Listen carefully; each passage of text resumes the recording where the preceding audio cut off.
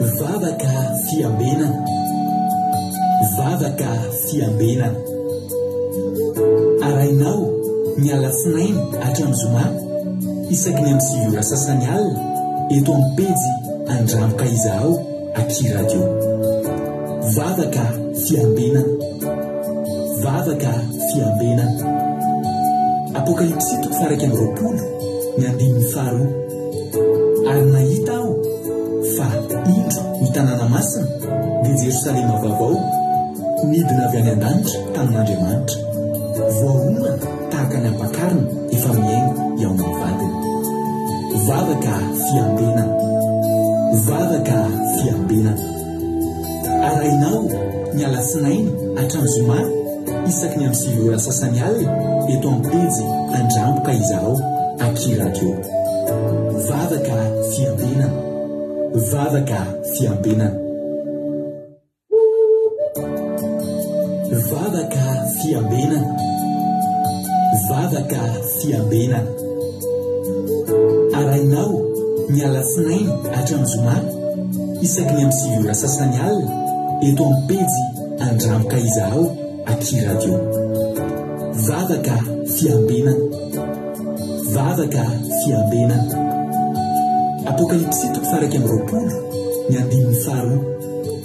Ary nahita aho fa indro ny tanàna masina dia Jerosalema vaovao midina avy any an-danitra tamin'Andriamanitra, voahomana tahaka ny ampakarina efa miaingo eo amin'ny vadiny.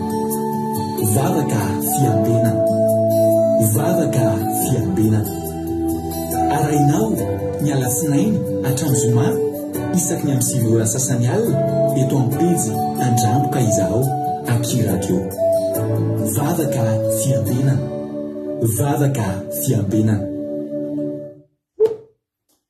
Halleluja. Dia amin'ny fifaliana lehibe indray lasana babalala no iana amintsika eto amin'izao fotoana izao anio.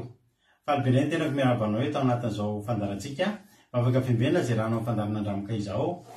Dia manana fiadanana tompo amintsika tsirairay avy izay tratrantso eto amin'ity androany ity. Dia matoky sy mino ary avana malala fa ifampahiretontsika amin'ity androany ity. Ary dia manasanao hoe maretatra amin'ny farany. Maretatra amin'ny farany raha tonga eto ihany ianao adin'ilay sasany hoe raha antsika eto. Ino fa adin'ilay sasany ifampahirezantsika tokoa ampahery anao.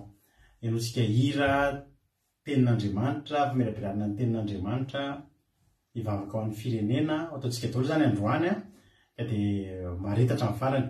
Raha androany anao vao tonga eto, hoe zao mihitsy anao vao miaraka aminay dia teteny aminay voalohany indray tonga soa ianao ary teteny aminao koa hoe araroatra zao fotoana izao fa tsy kisenasena mihitsy koa ny atongavanao eto fa tena misy raha ilahan'ny tompo anao ka dia mino fa misy zavatra tian'Andriamanitra tongavana eo amin'ny fiainanao. Dia maretatra amin'ny farany. Tany tokoa tsika rehetra izay vapaketo dia faly be foana izay mahita anareo rehetrarehetra. Anisan'ny miditra voalohany teto androany raha nabavintsika Nambiany Tsomakirinina. Izay miditra voalohany moa dia Menatsodrano miaraka amin'ny ankizy rehetra any Koweït, Arabia Saodita, any Chine ary any Madagasikara. Dia tahiny tompo raha nabavy Nambiany Tsomakirinina any Koweït moa misy azy. Dia Menatsodrano ary ianao amin'ny tantara faharoa, toko faharoapolo ka ny andininy 5:10 tapany faharoa hatramin'ny 7:10. Amin'ny anaran'i Jesosy tiany tsodrano azonao tantara faharoa toko faharoapolo andininy 5:10 tapany faharoa ka hatramin'ny 7:10. Amin'ny anaran'i Jesosy manao hoe zao no lazain'i Jehovah aminareo, aza matahotra na mivadi-po amin'ireo olona betsaka ireo fa tsy anareo ny ady fan'Andriamanitra. Raha mpitso dia midina hiady aminareo fa indreo hiakatra amin'ny fiakarana ziza izy ary anareo ahita azy eo amin'ny farany loha sandrika tandrifin'ny hevitry Jeroely. Tsy anareo anefa no hiady amin'ity mijanona tsara fa ho hitanareo ny hamonjen'i Jehovah anareo ry Juda sy Jerosalema. Aza matahotra na mivadi-po fa raha piso dia mivoay hiady aminy fa Jehovah no momba anareo. Halleluja. Amen. Tsy anareo ny ady fa Jehovah. Aza matahotra ny amin'ireo betsaka ireo fahavalo zao fa aza mivadi-po fa mivoay fotsiny hiady aminy dia ho hitanareo fomban'i Jehovah anareo. Izay indray tsodranonareo amin'ity androany ity. Raha manana olana ianao hiatrika aza mitsoaka olona fandanatra eo ho hitanao no mban'Andriamanitra anao amin'io. Samy tahiny tompo. Izay tsodrano navavy Makirinina, tahiny Jesosy ianao. Tahiny tompo koa Sirena Rozmina avy eto France, tonga soa ary ty zanay teo Madagasikara Lina eto France, Nety Alexandre ny aina maheno soa ihany io any Italia, de Erika Raka eto Fransa, Marina Tiana ao Canada, Bartel ao Madagasikara, Zamina ao ata Fransa, de tahiny tompo Mario Elali, Rodine Maria io ao Koety, Soamevo eto Fransa, Tonga Soa, Mampiona eto Fransa, de tahiny tompo Lovlitina eto Fransa ihany koa, Erika Raka eto Fransa, Noélie Fantou eto Fransa, Angelina Rodriguez eto Fransa ihany koa, de Kadaka Malala mbola eto Fransa ihany koa, de Marijo ao États-Unis, Nambinitso Macrina Koety efa notenenina teo, Asany Apôstôly Lalala ao Madagasikara, Tonga Soa, Zana Monique Koety, Eliza Tiala Koety, Tonga Soa Betsava Koety, Daniela Belgique, Andrianjaviniasina Madagasikara, Tina Rakotoarzaka Fransa, Iama Koety, Razana Sosivi Koety, Ando Andry Fransa, Itodraonso Fransa, de Sospandresy Madagasikara, Tonga Soa daholo isika menakavy de maharetatra amin'ny farany daholo izy menakavy. Angèle Pagès Fransa, dia Felana Rakoto Fransa, ao ihany koa Koda Leoni Koety, Itodraonso Fransa, Angelina Andrinasolo Fransa, Tojo Jesosy mandrakizay Allemagne, Koda Leoni efa voalazako teo, Jessica Patitsi France, any Rodriguez Arabie Saoudite. Fina teneniko teo? Aiza moa Rodriguez ny teneniko teo? Inona ny voateniko teo? Mialatsiny. Halleluia. Izao ny tojo voanen'ny fandarana tamin'le arabaina. Manao na ny zazakely ao salama tsara. Tsisy isorina fa dia tahin'ny tompo. Ivivida France koa tsy diso mbola eto France ny zokolako ty fa Iva Ivida France, de Franzina Kondrina ohatry ny Koety raha tsy diso ohatry ny vitako teto mantsy zay anaran'izay taloha. Tonga Soa daholo tsika menakavy de maharetatra amin'ny farany daholo halleluia, amen. Androany moa tsika de miaraka amin'ny ekipa manaraka indray androany tongatsika anatin'ny vavaka fanomboana, de raha nabavitsika Sarindra izay ao Madagasikara ao. Vadin-dralany Asina zany hoe Zobavy ny raha nabavitsika Tina Rakotoarzaka zany, izy no andray anjara, izy mitondratsika anaty vavaka fanomboana androany. Halleluia be zany rehefa samy mabe ny zazakely tojo mampamangy amin'ny anabavinao ao. Lovlitina eto France efa nalabaiko teo, de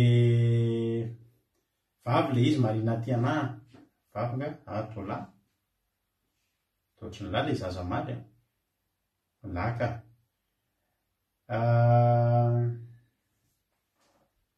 Aiza misy hoe vavy neveu le izy ka diso fiteny kely izy fa lehilahy le izy. Mbola eto ndrala eto mihitsy ka halleluia. Ivivida Eliza Tiala tahiny Jesosy ndao tsika hivavaka aloha metraka amin'ny fotoam-pirantan'Andriamanitra sika, de ampandrosika nabavitsika Sarindra, de avitsika hiditra amin'ny hira de hiditra amin'ny tenin'Andriamanitra. Teny tompo nabavy Sarindra anao ny fitenenana.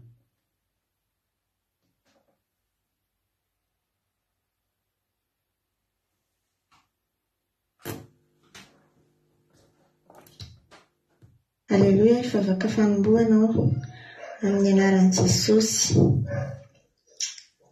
Misaotra anao indray izay Jehovah-Andriamanitra fa mbola nomenao tombonandro na ahafahany manompo anao, mankalaza anao, miteranao.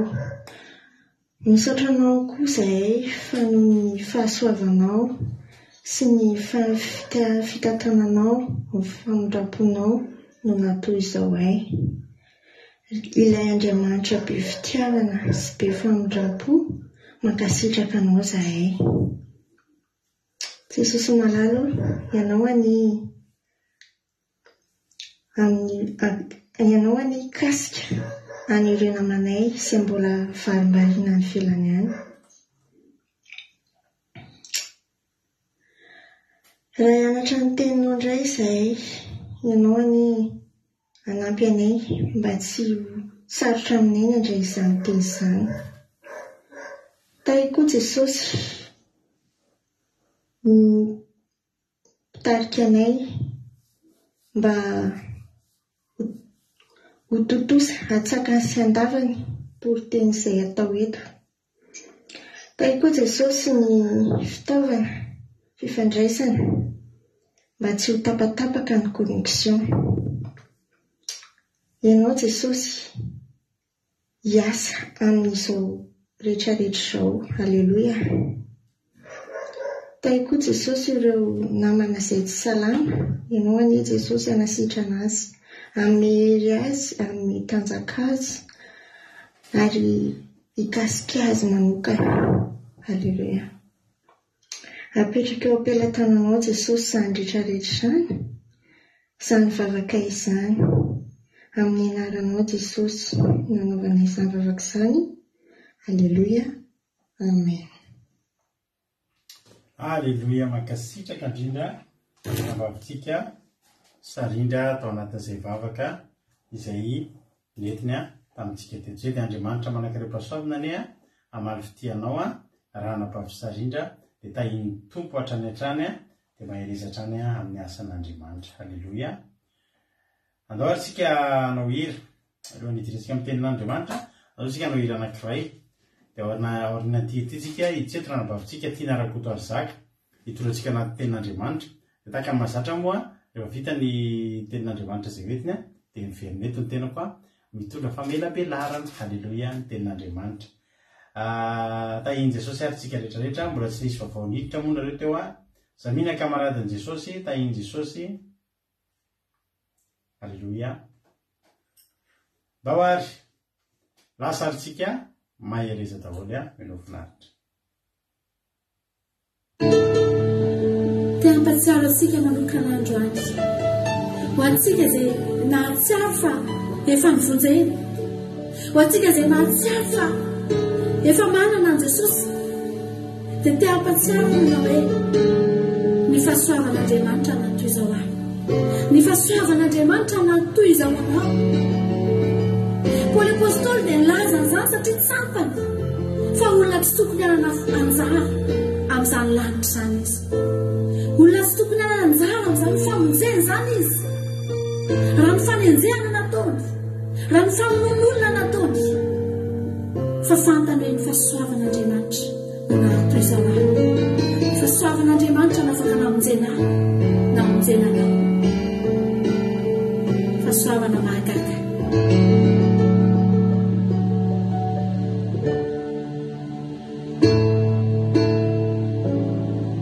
Fahasoavana mahagaga nomeny tompo ahy, verao taloha hita indray, zamba mahiratra.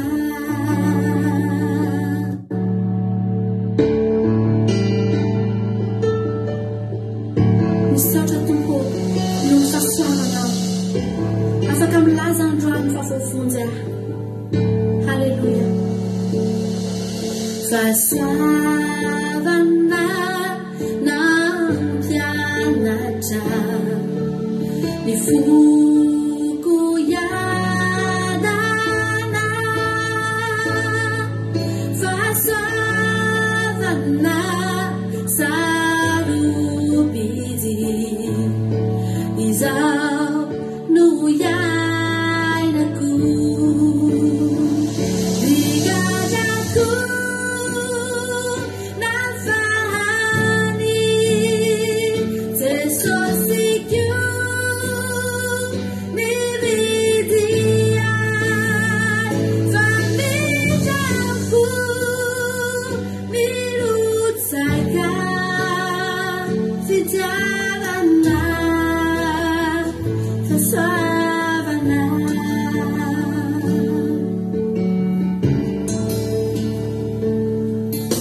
Fanantena hato amikio nohony teniny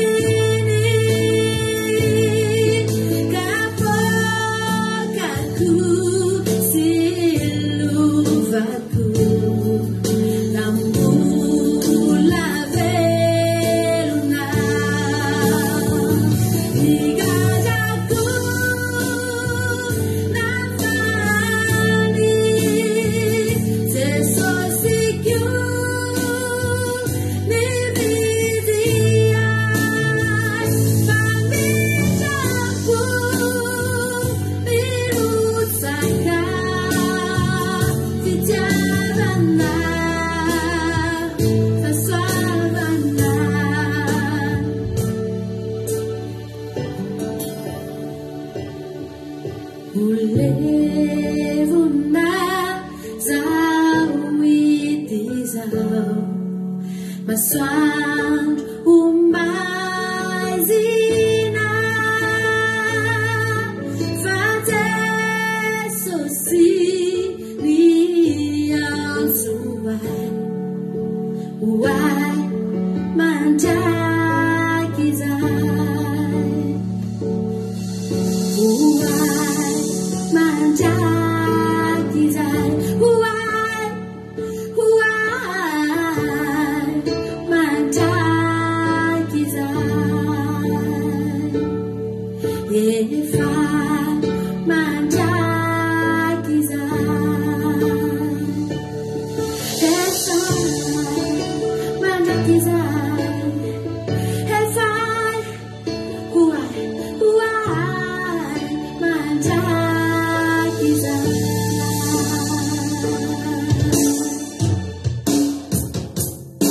ikajako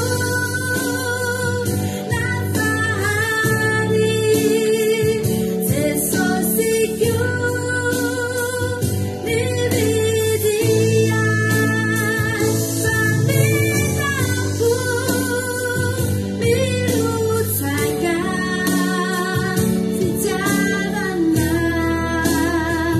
fasoavana ikajako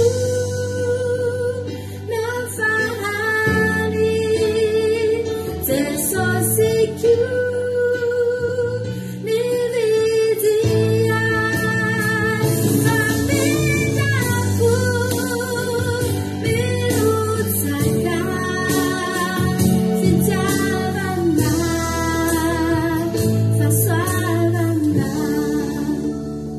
fitiavana fasoavana fitiavana fasoavana.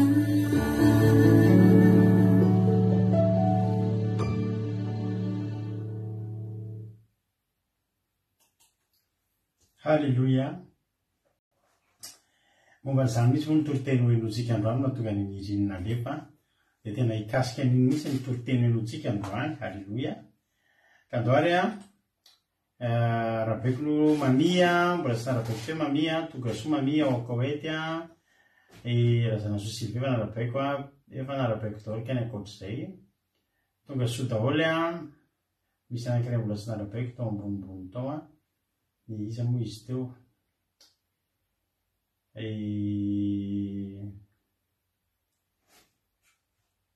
Teliralbenja izy koa misy olona ray mbola hitako koa teo mbola sy narabaiko Moni. Halleluja. Tonga soa daholo daholo sika hiditra amin'ny tenin'Andriamanitra tsara belila fa ilaina tseno misaotra marina ty anahy daholo sika hiditra amin'ny tenin'Andriamanitra raha sika tia naraka oto azany mitoritsika tenin'Andriamanitra mino hoe vanaka baiboly ianao dia anakatoerana tsara ato anatin'izay io zay daholo sika to diditra amin'ny tenin'Andriamanitra dia rehefa avy eo ao anatin'ny tenin'Andriamanitra zay entiny dia andefa dia tonga eto amelapelatra ny tenin'Andriamanitra. Tay tompo tia naraka oto azaka anao ny fitenenana.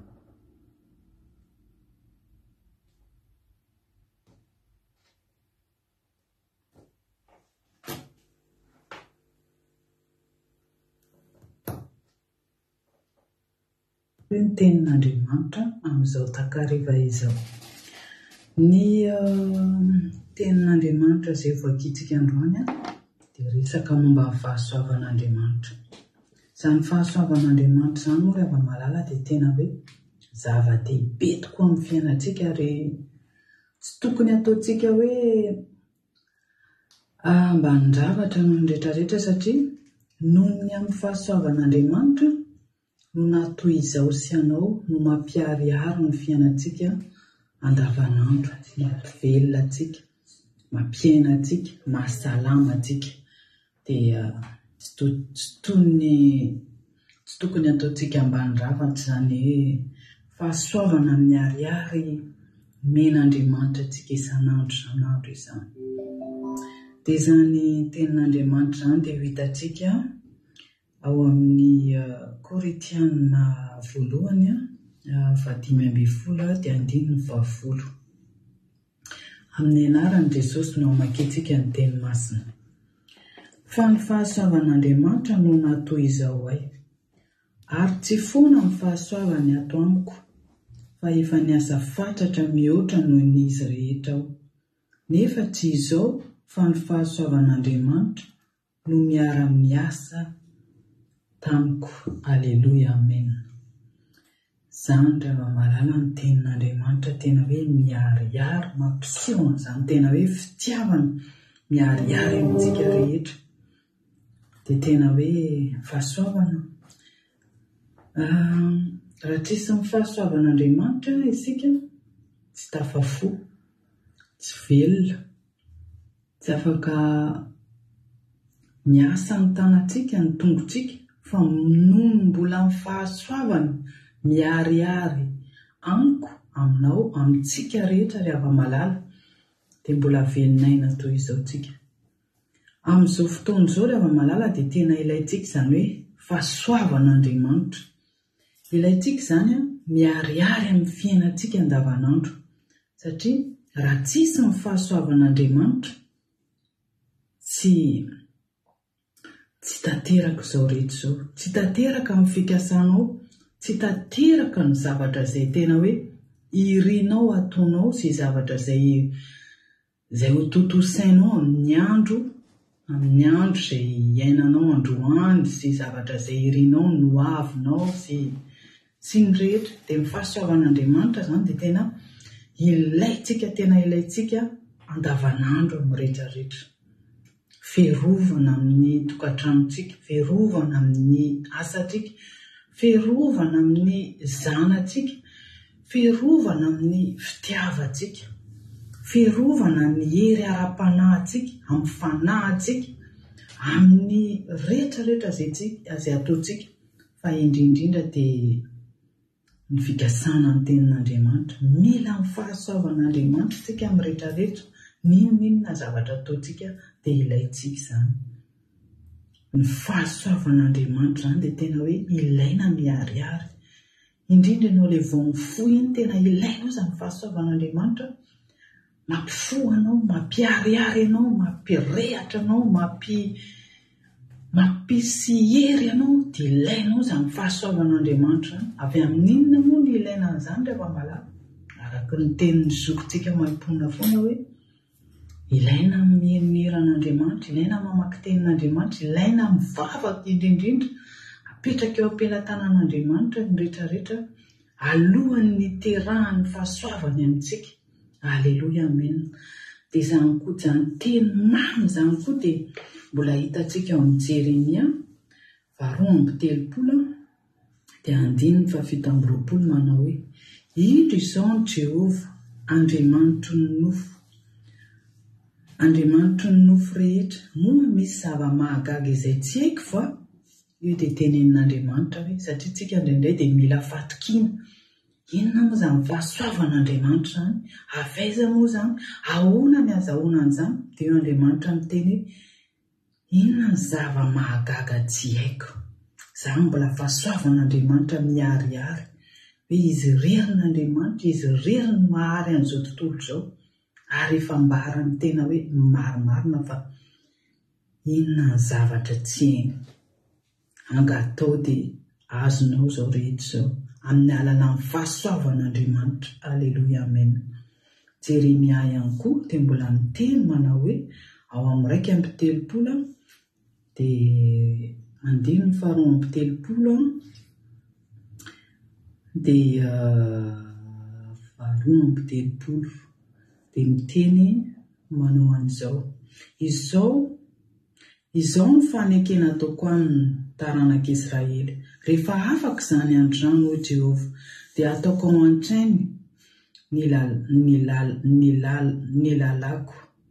Ataoko ao an-tsainy ny lalako, sady hosoratako ao am-pony, ary izao andrimanina, ary izy oloko. Aleluia, amen. Tena mamy be izany tenin'Andriamanitra izany rehefa malala. Andriamanitra miteny fa ny fanekena izay ataony aminao dia tena mafy ary mahery. Fanekena izay hosoratany ao an-tsainao ary ao am-ponao fa izy no Andriamanitra ao, ary izy no Andriamanitra ao, ary izao Andriamanitra, ary izy oloka, ary ianao dia olona tiavina, omeny fahasoavana, omeny izay rehetra irinao. Fahasoavan'Andriamanitra izany dia hita miharihary amin'ny teny masina, amin'ny rehetrarehetra. Dia izany rehefa mahalala ny tokony nataontsika tsy atao ambanin-javatra ny tenin'Andriamanitra, satria ao fahasoavana, ao fahamarinana, ao ny vahaolana rehetrarehetra mahasitrana anao, mampiharihary anao, mampitombo ny heritsainao, mampatombo ny hery ara-panahinao, mampatanoranao lalandava, mampitsika anao lalandava. Dia izany fahasoavan'Andriamanitra izany tokony ataonao miharihary foana ny fiainanao amin'ny andro na manontolo. Dia raha Andriamanitra mifalia lalandava, asehoy amin'ny olona amin'ny fahasoavan'Andriamanitra, miharihary amin'ny tokantranonao, eny an-tsainao ny rehetrarehetra. Manao hoe azafady fa ny fahasoavan'Andriamanitra natoy izao sy anao. Alleluia, amen. Dia mankasitraka ary ava-malala dia ny fahasoavan'Andriamanitra ne hiharihary amintsika mandrakizay dory, amen. Dia fa voninahitra azy dera amin'Andriamanitra ray mahery indrindra mandrakizay dory, amen. Nosy alleluia, amen. Tahiny Jesosy tsika rehetra. Tahiny Jesosy. Alleluia, mankasitraka indrindra andranam-bavitsika tiana rakotary zaka tao anatin'izay vavaka izay metiny tamintsika teto izay toriteny netiny tamintsika tamin'ity androany ity. Dia Andriamanitra manakaripasoavina ne amary fitianao ranabavy tiana rakotary zaka, dia mitombozy re mitombo fahasoavana hatrany isika rehetrarehetra. Alleluia. Misatranareo koa mankasitraka andro satria mampahery azy foana ny fampahirezana izay ataonareo. Alleluia. Dia tahiny tompo daholo tsika rehetrarehetra. Iresaka ny Paoly tsika androany. Alleluia. Anisan'ny teny malaza besaka moa ny teny izay tenin'ny Paoly miavaka mihitsy tamin'ireo apôstôly. Misy tenin'ny Paoly fomba fitenin'ny Paoly marobe izay tena ohatriny hoe tadidina, raketina po raha miohatra amin'ireo tenen'ireo apôstôly sasany. Fa be dia be mihitsy ny teny izay nitenen'ny Paoly. Miteny anankiray avy ianao izay mahatadidy, misy olona efatra na dimy mba miteny hoe inona ny teny mba nitenen'ny Paoly hoe hitanareo tena mba nampitadidinareo. Fa Paoly dia olona tena apôstôly tena niavaka. Korintianina voalohany toko 5:10.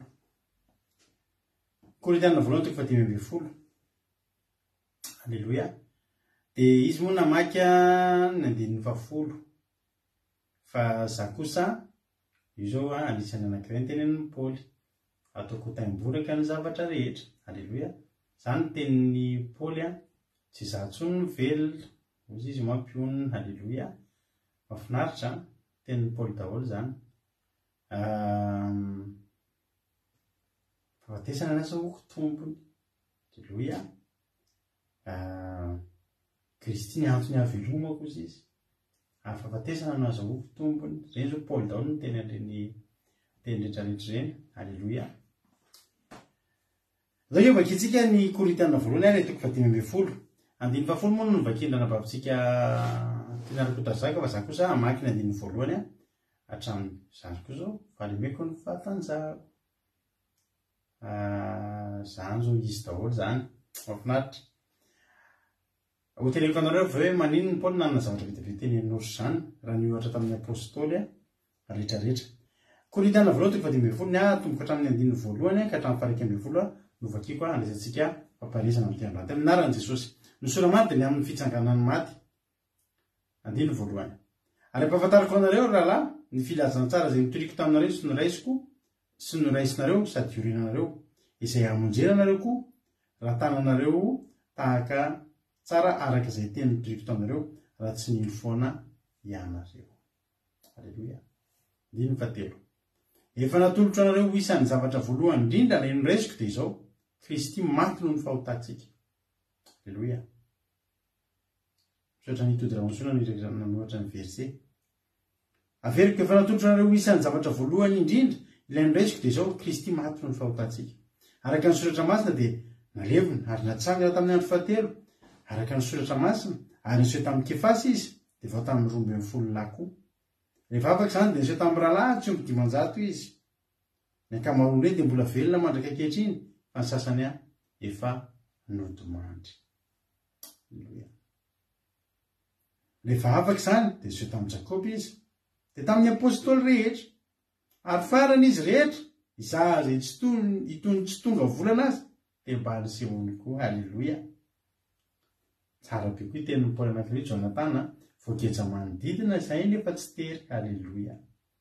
Paoly daholo nanohatra an'izany. Averiko rehefa afaka ozy izy izany dia niseho tamin'ny Jakoba izy ary tamin'ny apôstôly rehetra, andiny favalo, ary faharan'izy rehetra dia izaho izay tsy tonga volana azy dia mba nisehony koa. Alleloia. Fa izaho dia ambany indrindra amin'ny apôstôly ka tsy mendrika ny atao hoe apôstôly, satria efa netsika ny fiangonan'Andriamanitra. Fa ny fahasoavan'Andriamanitra no nato izao ary tsy foana ny fahasoavana ato amiko. Efa niasa mihoatra noho izy rehetra, nefa tsy za fa ny fahasoavan'Andriamanitra niarany aza tamiko. Ko na izany ary zareo dia araka izany no fitorianay, ary araka izany koa no nomonareo. Alleloia. Amen. Tena fanetretena ngeza be aloha tamin'ny Paoly voalohany indrindra. Ary anytsika dia dia mahita fa maro ny Paoly raha miteny hoe fahasoavan'Andriamanitra no ny ainan'ny Paoly. Ry havana. Ny Paoly any aloha dia faraisany fahasoavany mba maty ho anazy koa Jesosy. Ny atao hoe fahasoavana, ny famaritana ny atao hoe fahasoavana dia izao, efa teneniko taminareo tety aminy fa veriko foana. Ny famaritana ny atao hoe fahasoavana dia zavatra tsy tokony ho anao nefa nomenanao. Ohatra, ianao mikarama ohatra andeha ataoko hoe mikarama 1000 euro ianao, ohatra ny azany. Nefa ianao manana tomobile 20 000 euro ny total ny vidiny. Ahoana tokony hananao an'indray tsy miasa ela be. Nandeha dahaka ohatra hafa mihitsy ahako hoe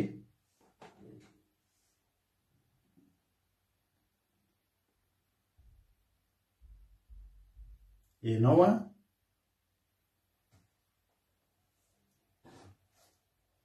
4,000 nefa nomena trano amin'izao fotsiny. Ty trano menanao. Misy zavatra zany tsy tokony ho anao ary tsy possible tokony ho tonga aminao fa nomenanao. Zay ny atao hoe fahasoavana. Zany zavatra tsy tokony ho tanteraka teo aminao izy fa dia tsy nonerinao natanjaka ao fa nomenanao fotsiny hoe ty omenanao. Zay ny atao hoe fahasoavana. Alleluia. Any Paoly dia efa nieritreritra hoe mba maty ho anahy koa Jesosy. Fa natolotra anareo izy ho isan'ny zavatra voalohany indrindra milohany zavatra rehetra. Amin'ny Paoly zany dia efa fahasoavana azy mba maty ho anazy koa Jesosy. Jesosy maty noho ny fahotan'ny olona. Zany hoe izay rehetrarehetra natsapa fananota zany nefa ny afakota. Tsy tokony ho anao zany ny famindrafitra, tsy tokony famelan-keloka zany no azonao fanamelohana. Fanomenanao noho ny fahasoavana ny famelan-keloka. Alleluia.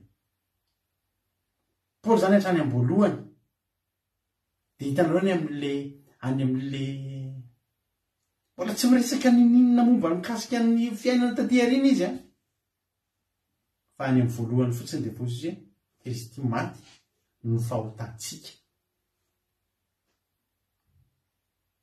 Tsika rehetrarehetra zao tsy isan-kanavaka nanareo sisy Paoly mivavaka be hatramin'izay nazahako mpanenjika amin'ny fivavahan'Andriamanitra hatramin'izay mahato antsika rehetra Jesosy. Zay aloha dia fahasoavana tena ary tsy azoko an-tsaina mihitsy ny tsy ahitan'ny olona, atsapan'ny olona rehetrarehetra an'izany fahasoavana izany. Hoe misy olona amin'izao fotoana izao mety mandeha mivoaka mandeha manafika izany olona izany amin'izao fotoana izao. Fa tsy fantatra izany olona izany fa misy fahasoavana. Dia izy Jesosy mato an'izany olona izany. Fahasoavana ngeza ry havana izany hoe maty noho itsika Jesosy. Isika reto, isika malagasy. Hitanareo izany hoe be dia be izany hoe olona miteny amin'izao fotoana izao hoe mety efa ty fomba fitenin'ny olona ty ny Jesosy izany Andriamanitry ny vazaha izany dia tonga reto amintsika dia andrevirevina saintsika. Hoy izy ny olona any Madagasikara. Efa betsaka mihitsy ao miteny an'izany mangalatra tahaka ny zavatra teneny hoe io nge hozy izy nareo Afrikanina nitondrana an'i Jesosy nareo dia Jesosy nentina atao anaty baiboly fa reo ny aveo fa ny fanananareo nalain'ny olona nitondra fivavahana naseny mivavaka ny kipy nareo izy izy. Dia izy nangalatra ny harenanareo dia naseny nitoy ny kipy eo nareo izy dia nitondrany Jesosy nareo. Fizy lasa miaraka amin'ny harenanareo. Matanjoko nareo izy izy. Jesosy razam-bazaha izy izy ny any Madagasikara. Fa zao mbola tsy tsapan'ny olona izany fahasoavana izany hoe ty Jesosy dia tonga tao Madagasikara tokoa. Ty Madagasikara dia lasa kristianina tokoa. Ty isika dia lasa mivavaka amin'Andriamanitra izay tsy tokony atsika tamin'ny voalohany. Andriamanitra efa tena nametra hoe ireto taranaka voafidy izay mivoaka an'ireto dia tsy izy.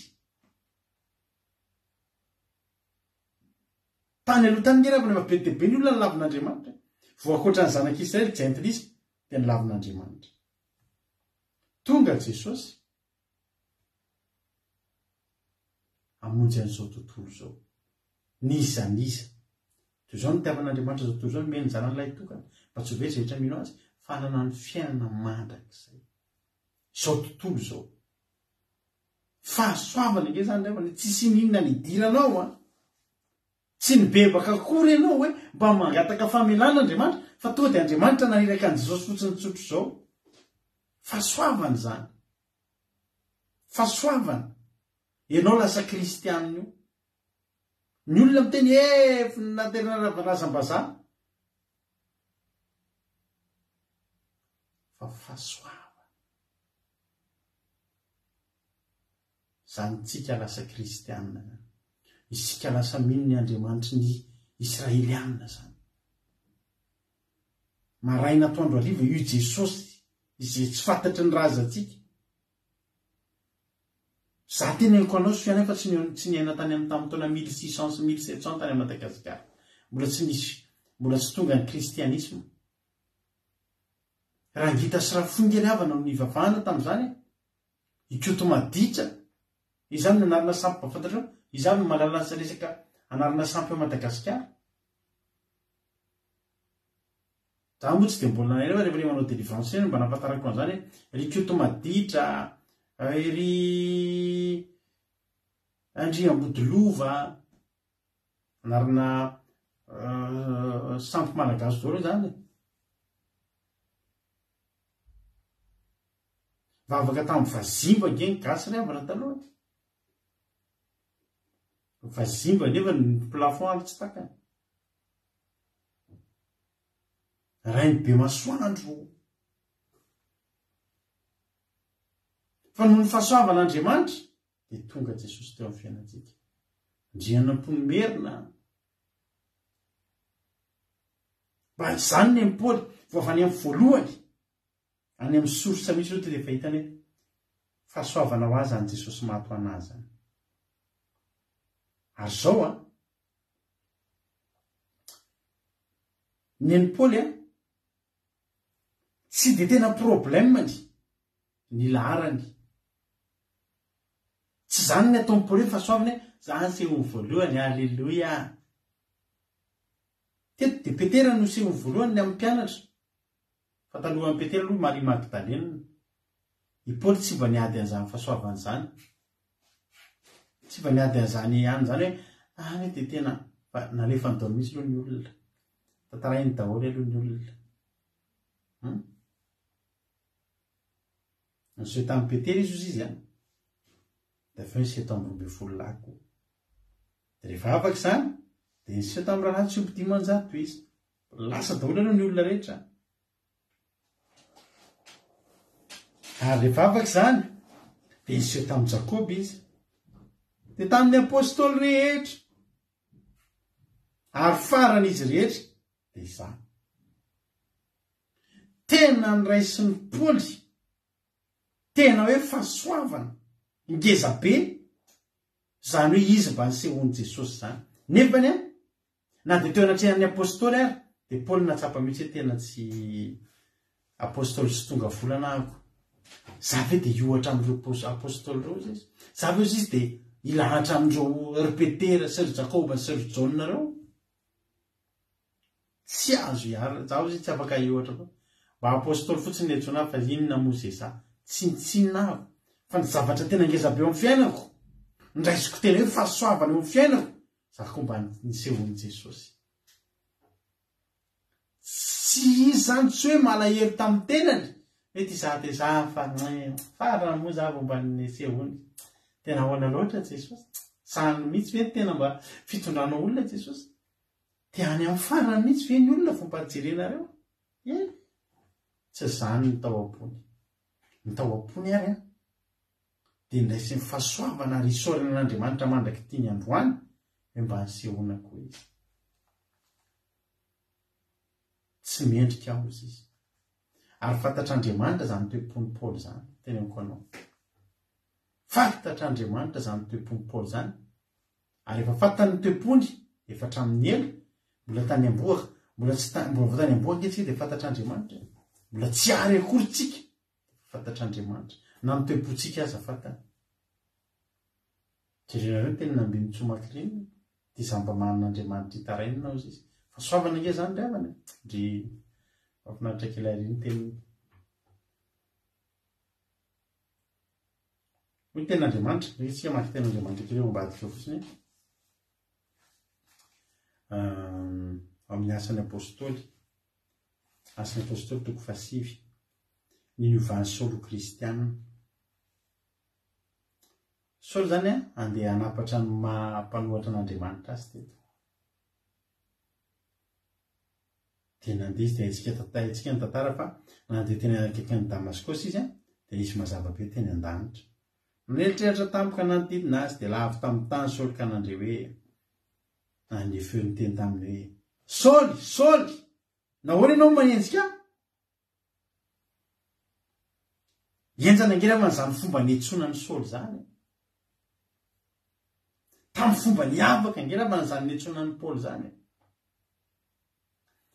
Feo avy any an-danitra. Hitanareo tena fomba niavaka zany. Ary tena nahavariana, tsy oatra niantsona amin'ny apôstôly rehetra. Reo nandehanan'i Jesosy sur place teny. Fa niantsona an'izany Paoly zany niavaka. Tonga de ny an-dalambe miaraka amina hazavana. Tonga zany de ohatrany avy any an-danitra, misy projecteur be nijery an'ny Saoly. Mbola Saoly izy moa tamin'izany. Mba azonao tsaina rehefa hoe ao an-danitra ao misy fivoriana de resaka olona anankiray, ndana jereo ty olona ray ty.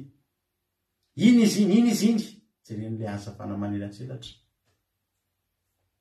Izy atao anatin'ny olona rehetrarehetra Paoly no jerena ohatra zany. Nga Paoly reny mpanota tamin'izany. Paoly nge pitarika ny olona anenjika fivavahany. Fa nisy olona manjato ny ao anarivo nge tao nanenjika fivavahany.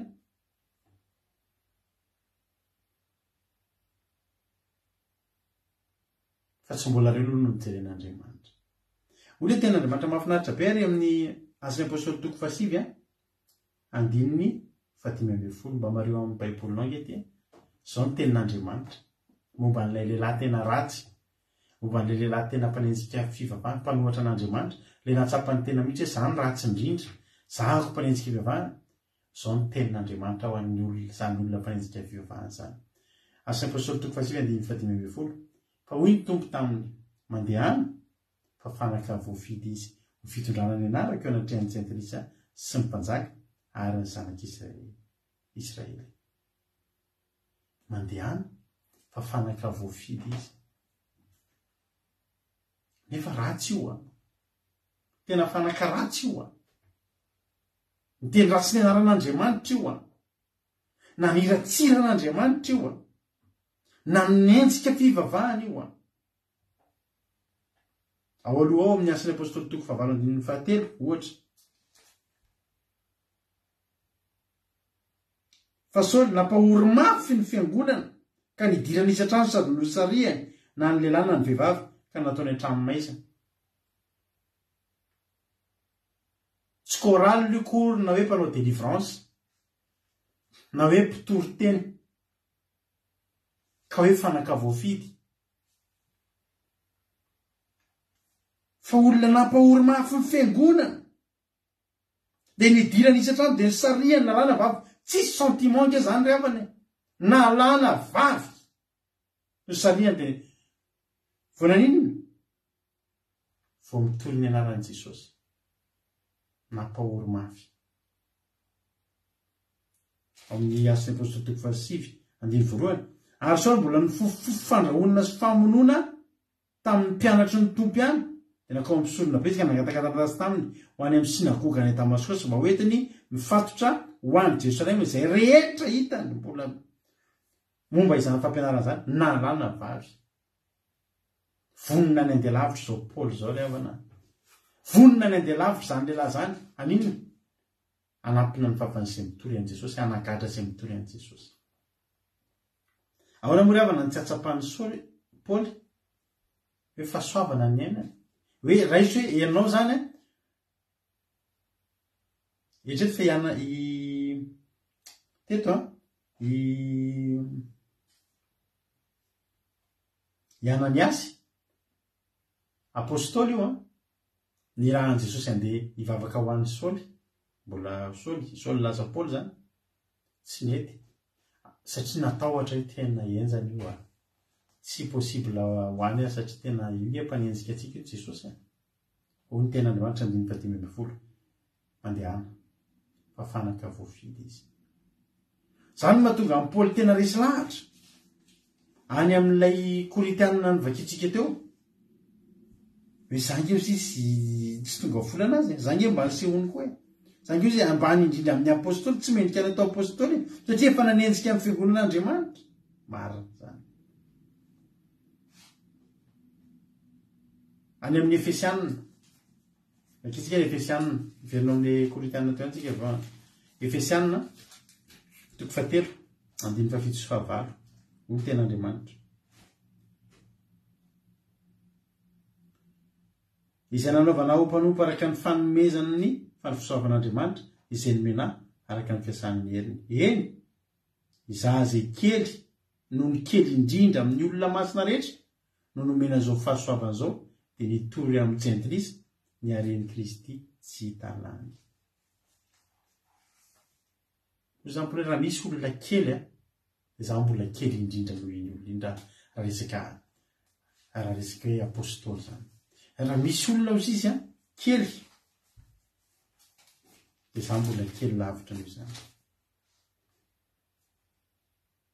Raha misy olona kely noho ny kely indrindra amin'ny olona masina izaho mbola kely noho izany.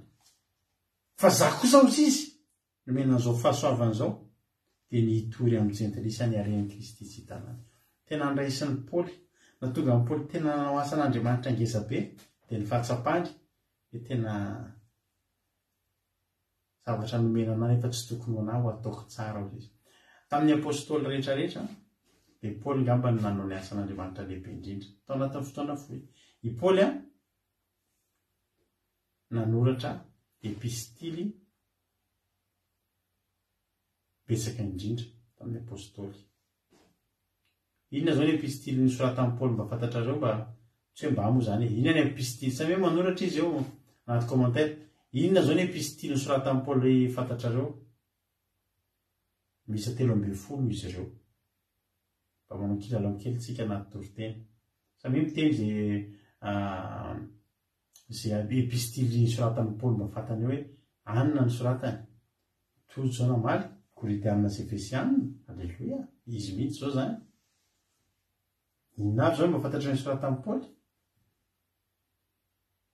Galatianina alleluia marina asan'ny apôstôly tsy Paoly nanoatra ny asan'ny apôstôly fa i Paoly kosa voasoratra ao amin'ny asan'ny apôstôly ny tantarany zany hoe tsy mbola izy no nanoratra fa ny tena no voasoratra ao zany hoe mbola ny apôstôly aloha no nanoratra fa tsy asan'ny apôstôly tsy Paoly nanoratra azy obolana aloha tsy Paoly nanoratra azy obolana aloha tsy Paoly nanoratra azy Kolosianina alleluia marina asan'ny apôstôly efa nizaveko teo momba ny asan'ny apôstôly alleluia Efesianina sy Galatianina marina Apokalipsy aloha tsy Paoly fa Jauna Romanina alleluia marina le Romanina Timoty Filipianina alleluia mahay daholo nareo Timoty voalohany soratan'ny Paoly daholo zany Filipianina soratan'ny Paoly daholo zany mahay tsara nareo 13 ny Filipianina marina ny Bartella Tesalonianina ny Lina marina daholo zany marina ny Erika alleluia 13 ny isan'ny epistily nosoratan'ny Paoly tao anatin'ny testamenta vao manomboka any amin'ny Romanina ka hatrany amin'ny Filemonina Romanina Korinthianina hatrany amin'ny Filemonina zany nosoratany Paoly daholo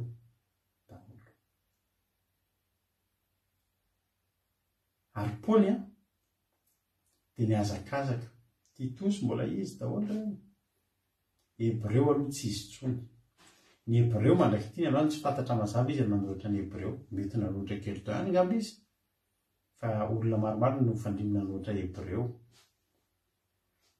fa tsy Hebreo raha nyteny tsy ao anatiny fa manomboka eo amin'ny Romanina hatrany amin'ny Filemonina no nosoratan'ny Paoly 13 isany zany hoe i Paoly le miteny zany zany kely indrindra tokony le kely indrindra zany nge zany tena hoe izy koa no manoratra anankiray raha kely indrindra betsaka mantsy ny olona mieritreritra zany za hoe dia vita inona zany nge kely indrindra ao manoratra anankiray anoratra Romanina dia zay ngambany ampy za ve kely indrindra tsy mendrika natao hoe apôstôly tsy zay no tao anaty eritreritry Paoly ny an'ny Paoly dia zao tsy tokony ho anaty nefa omenana tena ho kolokoloky sy tezaiko tsara teo izy dia nataony tamin'ny fony sy ny sainy sy ny fanahiny rehetra ny asan'Andriamanitra tena nandeha lavitra tsy ny totaly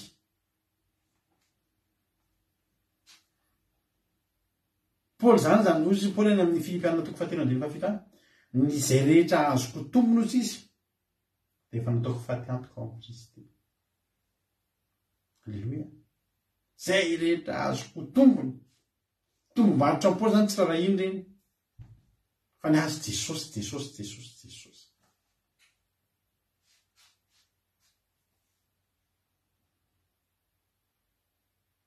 rariny zany satria zao tsy tokony ho eo mihitsy izy raha mena zavatra ray ianao sarobidy eo aminao ozany hoe tsy tokony anaty fa anahy kolokoloanao iny sa ho ataonao tsinitsinina zao zao aty aminay aty dia ny tsika moa tsika malagasy zany fiarakodia zany tsika harena sa tsy marina zany harena ny vazaha indray fitaovana ny tsika io fitaobi tena ao mihitsy fositsika sy ny saitsika sy nyana harena io amintsika fa ny vazaha indray moyen de locomotion ny tsika tena hoe tena harena mihitsy za matetika tiandafo mahita ny vazaha ohatra hoe aty aminay hoe feno an'ireny feno tanimboly dia mahita zareo mividy tôbila vaovao reny 4x4 vaovao be reny dia entiny mandeha mafy be any amin'ny vovoka be sy fotapotaka be any amin'ny eny amin'ny tanimboly reny dia kika feo ny fotaka dia malahelo be ianao jery tena lazarany ka nanone tena tsy fokoetinany io lasa mividy an'ilay tômôbilina tena ratsiratsy kely reny etiko fa iny azy tsy zany ka iny efa fiainana manana andre afaka mividy andreny foana izy ianao ny tsy zatra n'izany dia mahita ianao hoe tena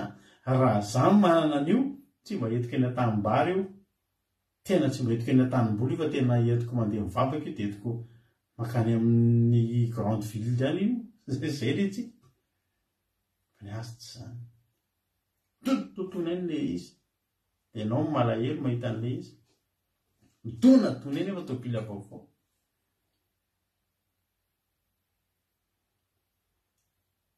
fahasoavana ravana zavatra tsy tokony ho anao mihitsy fanomenanao dia anao voagaga ary anao mitena tena tsy avelako kosa ty araka ny teny erikany izy tsy jirotsika nefany tongo Jesosy hamonjy atsika dia mba hampanantenana ny lanitra tsika reto ary abana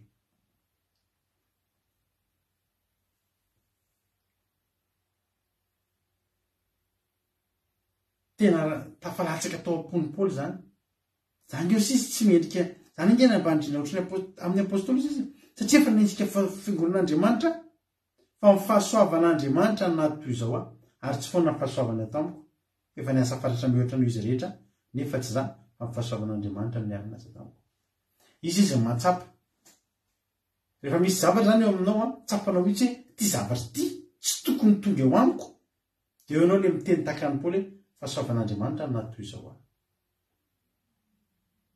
misy ranabavy zay eto amintsika eto tsy dia hita eto tsomy tsy hitako eto tsomy fa nresaka teto dia tantara fiainana rehefa le fampitondram-bavatra zaho izy arado tany Madagasikara izy kamboty raisy reny dia petrapetraka eny amin'ny havana eny dia ataony miavana kiala janina kely eny zany tena mijaly na sakafo hoanina ary tena fijaliana zany hoe ohatry 4 fa manatrano fotsiny dia ohatran'ireny le klipy nitarika miainga mihitsy hoe kiala janina reny ny fiainana fandray andro izy misy ny propose afindry aty masotindry misy vazahany mitady mpikarakara izy mitady namana izy misy sady karakara nefa lehibe zany le vazaha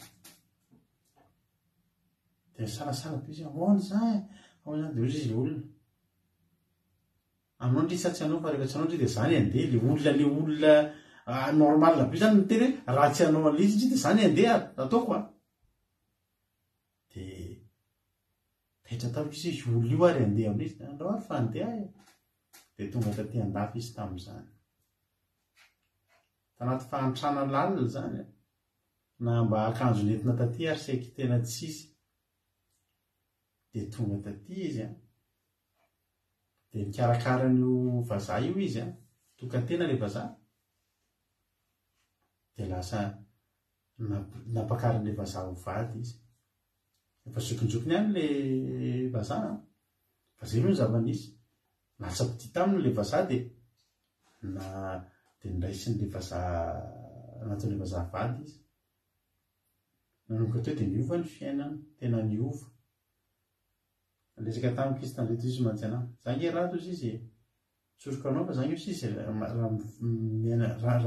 raha miohatra amin'ny malagasy izy za nge miliardera zao izy vo zany izy tsy problemako zany vidy trano amina miliarany a Madagasikara izy voavidiko ozy izy ary natsapo zany io zany hoe tena eny zany izy tanan'Andriamanitra ny fiainako raha tsy nandeha tamin'io zany ozy izy dia mpanampinampy ny fianakaviana zany nge raha natao hoe fahasoavana nidira-pahasoavana zao ny fiainany tômôbila vaovao zany ohatra mividy mofo sy loko tirado izy vidy tômôbila vaovao izy andeha amboatra trano anao travaux kely tiako soloina kely vola tsy ola fahasoavana ke zany ravany misy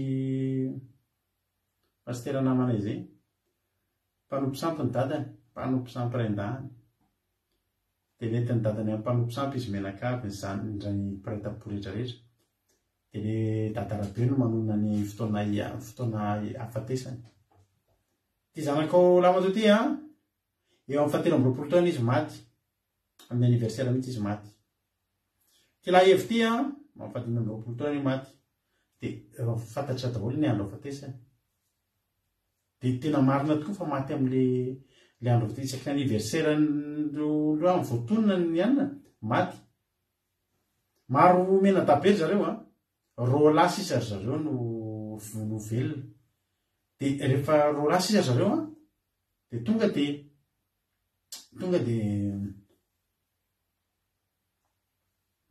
misy an'izay mihitsy ny kany tena roa lasa isa zareo niova fo tampoka le pastera namanay niova fo izy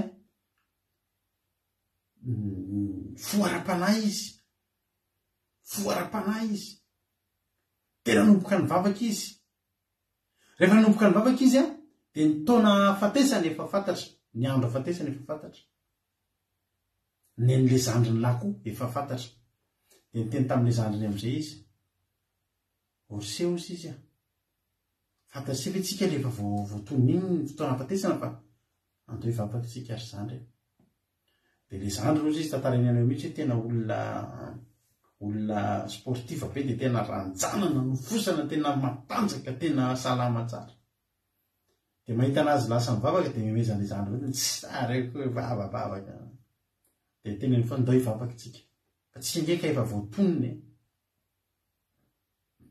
tonga ny fotoana voatonina ny afatesany izy tsy maty teo am'le fotoana ny tenenina efa manana daty mihitsy zareo hoe ianao faty am'izao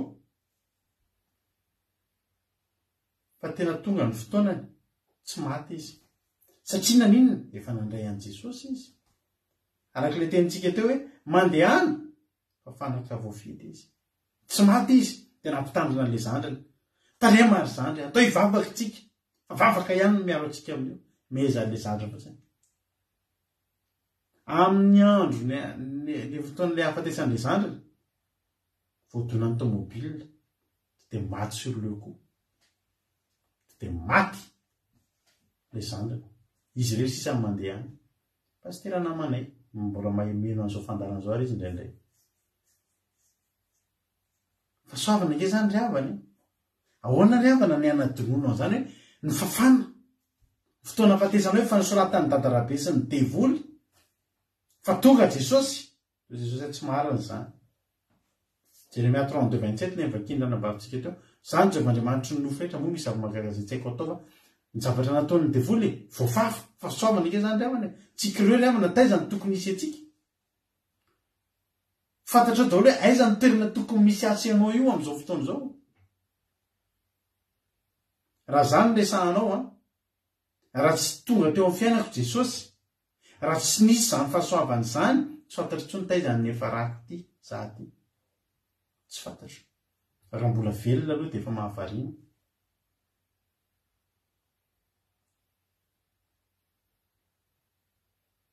ka ny problèman'le dadarabe nge raha nabavy nambinina le dadarabe eo ihany fa le ray aman-dreny tena mitondra ny zanany ho tetehana mihitsy ny tena problème le ray aman-dreny mihitsy hoe zanakao ve de vitanao ve azahoanao vola sy arena de tetehana ohatr' zany ny zanaka hitana fa tsika rehetrarehetra zao raha mieritreritra fotsiny tsika manao jeritodika kely ny fiainatsika de raha izy fotsiny teo amin'ny fotoana ny fanenanao tamin'i Jesosy misy amintsika reto nge tena nanenjika fiangoran'Andriamanitra ohatran' ny Saoly misy amintsika ireo mpaniratsira fivavahana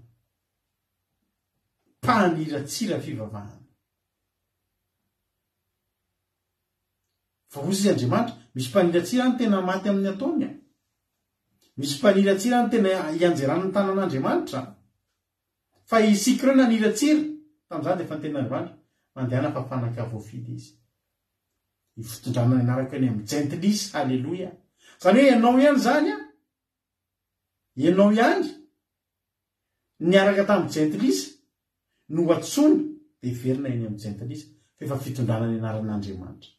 Hatramin'izay izay miteny Jesosy gatrainao fa ankehitriny ianao no miteny Jesosy dia tadiavin'ny olona ho vonoana. Paoly nge ohatr' izany. Paoly rehefa nanomboka nitory dia gaga ny olona fa tsy le ty ve le nanohatra an'izany anarana andao vonoana ozy ny olona. Any amin'ny asan'ny apôstôly teo misy an'izany tantara izany la tsy hitanareo.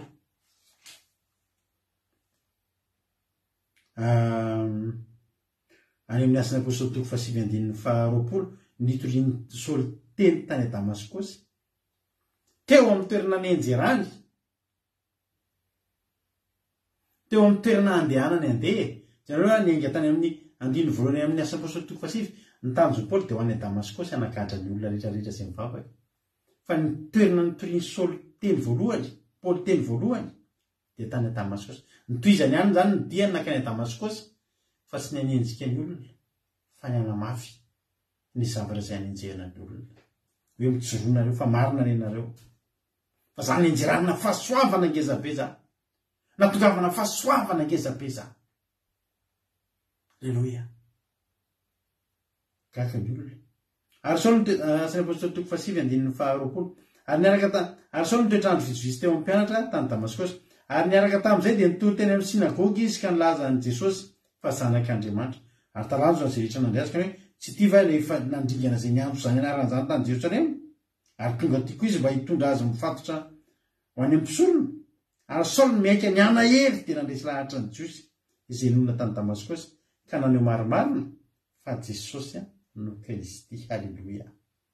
Ary rehefa afaka andro maromaro dia niendry hamono azy ny Jiosy. Hitanareo, izy indray nitsika vonoana teto fa tsy problème ny Saoly intsony zany. Osy Paoly za efa nandray fahasoavana na maty ary Osy Paoly tianareo vonoana. Zao no teniko anareo izy Paoly. Zao no teniko anareo. Kristy ny antony avelomako. Filipianina toko voalohany vakitsika izany. Filipianina toko voalohany. Filipianina toko voalohany andininy fa 20. Fa Kristy no antony avelomako ary ny fahafatesana azoko tompony. Tsy nitsoaka fahafatesana izany Paoly. Amin'ny Paoly dia izao efa voaraiko ny fahasoavana. Efa voaraiko ny fahasoavana. Fa misokatra ho any lanitra aloha ho faty amin'izay. So amin'ny verin-dalana eto izy Paoly. Fahafatesana azoko tompony izany hoe maty raha maty meloa dia tonga alohany an-danitra. Raha elaela vao maty, elaela zany vao tonga any an-danitra. Nefa za efa maika ho any an-danitra. Aloha ho faty. Vonoy fa tsy maninona. Halleluia. Tsy nisy resaka afa-tsy lanitra ny amin'ny Paoly. Maraina teo any an-danitra, hariva teo any an-danitra. Halleluia. Misy ten'Andriamanitra vakiko aminao.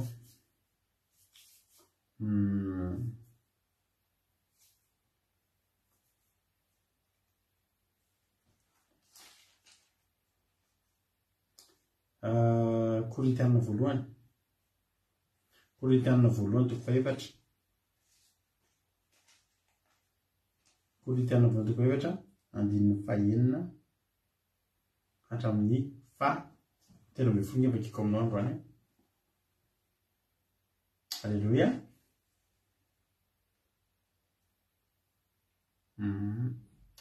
Sady faly be miaraba ny laingo ny aina raha olo arso. Dia raha tsy diso ndray andro ianao nandefa message tany anaty compte koa tamin'ile compte efa maty raha atao radio mety ianao angamba. Efa rehefa nitojilo tojo sy Jonathan koa ny Allemagne dia afaka mifandray nareo. Dia io misy an'io lien io afahanao miheno ny akiradio aloha ray izay. Faharoa afaka miditra MP amiko ianao na mampionina akiradio andramoka izao na mampionina akiradio. Zay dia afaka miresaka tsika. Efesianina toko 7 andininy raso Korintianina voalohany toko 4 andininy 4 ka 13. Dia faly mandray anao zay fa angamba hitanao ireo ankizy rehetra manao mirary soanao tonga soiorana bavy izy moa izy teo laingo. Alleluia. Dora vakiko a Korintiana voalohany toko fa 4:4 anaran Jesosy. Anatra noho ny fiavina vonan'ny Korintiana. Ary zany zavatra zany rahalahy nataoko ateny laza asy Apolosy noho ny aminareo. Mba hianarinareo aminay mba tsy ohatra noho ny voasoratra, mba tsisy reharehanareo ankalazany anankiray na fahanevateva anankiray kosa. Fa izy ary mampihoatra anao. Ary iny anao nananao zay tsy niraisinao, fa raha nandray ihany ianao, nahoana no mirehare ohatra ny tsy nandray. Efa afa-po sahady nareo, efa manan-karena sahady nareo, efa manjaka ianareo nefa hay. Tsy izay tsy akory nazahoanareo an'izany a. Engane ka manjaka tokoa ianareo iarahana isianareo manjaka. Fa ataoko fa nasehoan'Andriamanitra ho farahidiny izay apôstôly, dia toy izay efa voheriko vonoana. Fa izay dia natao fizahany zao rehetra zao na anjely na olona. Izay dia adalony amin'ny Kristy fa ianareo no endry eo amin'ny Kristy. Izay malemy fa nareo mahery. Ianareo manandaza fa izay mavomavo. Mandraka ankehitriny dia anao sy mangetahita sy tsy manan-kitafo sy asiana totondry, ary tsy manana antom-ponenana izay, ary misasatra miasa amin'ny tanana izay. Raha tevadevahana izay dia misaotra, raha enjehana dia miaritra, raha tenenina mafy dia mamaly miteny moramora kosa. Ary atao to faditra zao tontolo zao zay dia faikan'ny olona rehetra mandraka ankehitriny. Zany ny fandraisan'ny Paoly. Eto amin'ilay aloha zavatra izy zany mampihoatra anareo. Ary inona no nananao izay tsy niraisinao? Fa raha nandray ianao, nahoana no mirehare ohatra ny tsy nandray? Inona no nananao izay tsy niraisinao? Manana zavatra ve ianao? Nefa ianao toa tsy nandray an'ireo akory. Fanomena an'ireo. Azonareo zany? Misy zavatra zany tsy nezahantsika niraisina akory. Fanomena antsika fotsiny. Raha nandray ihany ianao, inona zany le niraisina? Zay fahasoavana izay. Tsy nandray nefa nomena. Tsy nangataka nefa nomena. Raha nandray ihany ianao izy nahoana mirehare ohatra ny tsy nandray? Misy olona mirehare ohatra ny tsy nandray ninina tamin'Andriamanitra, ohatra ny herin'ny tenany. Zany teny antsika rehetrarehetra. Reo zavatra eo amin'ny fiainantsika reo tsy tokony isy ampirehare antsika. Tsy nisy azontsika reo raha ny tanantsika nandray an'ireo. Fanomena antsika fotsiny tsotro zao. Alleluia. Tsy nisy. Aza mieritreritra ianao hoe nisy an'io zavatra io azonao raha ny herin'ny tenanao. Zaho zao teneniko anareo isaky ny mitory teny eto aho. Rehefa vita ny fandaranty tapaka ny fandarantsika, dia zavatra ataoko miandrandra ny lanitra dia misaotra an'Andriamanitra eto. Dia izao ny teneniko ohatrany hoe amin'ny plafond io zany misy an'Andriamanitra. Dia izao ny teneniko hoe misaotra Jehova, misaotra. Misaotra izay tsy avy amiko fa avy aminao. Izany ngery avy nateneniko anareo tamin'izaho mbola tsy nivavaka, tamin'ny fifohazam-panao ohatrao nanana baiboly. Nareo ity baiboliko ity. Asehoko anareo kely ihany na dia efa reradraraka ity baiboliko ity. Tamin'ny mbola ato mantsy ny soratra tamin'izany. Nomena nahako izy ity tamin'ny taona tamin'ny 4 novembre 2001. Avy any amin'ny namako atao hoe Rija. Alleluia. Namako be mihitsy izy izay. Rija zay olona saika niara-maty tamiko tanaty accident de voiture nataoko tany amin'ny tamin'ny 2004 tany. Nomena tamin'ny 2001 izy ity. Tamin'izany niraisina catéchomène. Fa nomena fotsiny izy ity tsisy ninona fantatro. Tena tsisy ninona fantatro. Tena teneniko anareo na diby mihitsy ity baiboly ity. Ohatr'izao ny tany izy ity tamin'ny vonomena nahako. Ohatran'ity. Dia ity zao ity baiboly ity zao eto aminay eto izy ity baiboly mbola vaovao be mihitsy. Vaovao be. Izy ity ataony fanampiny satria ny baibolinay ny baiboly tena anazy efa somary reradraraka ihany satria any amin'ny Genesis ihany zao dia raha mantsika efa lasa ohatr' zao. Efa tena reraka ilay baiboly nefa tsy foko soloina izy ity satria misy référence be dia be nataoko anatin'izy ity dia efa tsy izaho zao raha mijery verset ato anatin'ity na mijery tantara dia efa tadidiko daholo hoe misy tsipika menamena izay ilay izy na misy tsipika maitsomaitso na ohatr'izany dia misy daty ao, misy soratsoratra fahatsiarovana hoe tamin'izao toriteny dia tsy fokosoloana mihitsy izy ity. Dia tiako lazaina aminareo hoe nahy izy ity tamin'ny 2001 fa tsisy ninona fantatro nge zany. Mety tsy mihina ary raha teneniko fa tsy fantatro hoe misy azany Naoma zany ohatra atao amin'ny baiboly, amin'ity baiboly ity. Tsy fantatro hoe misy azany hoe nareo ohatra na tsy fantatro hoe misy an'izany atao hoe Hosea, Joela, Amosa, tsy fantatro zany. Zavatra mba fantatro ato anatin'ity dia zao teraka Jesosy zazakely dia tsisy nanome efitrano dia nakany an-tranon'omby dia tonga ny mpiandry-ondry dia tonga ny magy dia nikoaka teo anazy dia misy Herôda nasika be dia misy akay zany tsy fantatro mihitsy zany. Zany zao tantara fantatro tao anatin'ity baiboly ity dia anisan'ny tantara fantatro koa zany Davida sy Goliath zany. Davida sy Goliath tsy dia betsaka ary betsaka mihitsy zany tantara mbola tsy fantatro tao amin'ny baiboly. Za teneniko anareo rehefa mahita an'izao hoe zahako mamelabelatra tenin'Andriamanitra hoe zay misy tenin'Andriamanitra isan'andro zany tonga dia za mba mamelabelatra. Indikany mamelabelatra zany efa tokony tsisy ninona madila notetenina tsony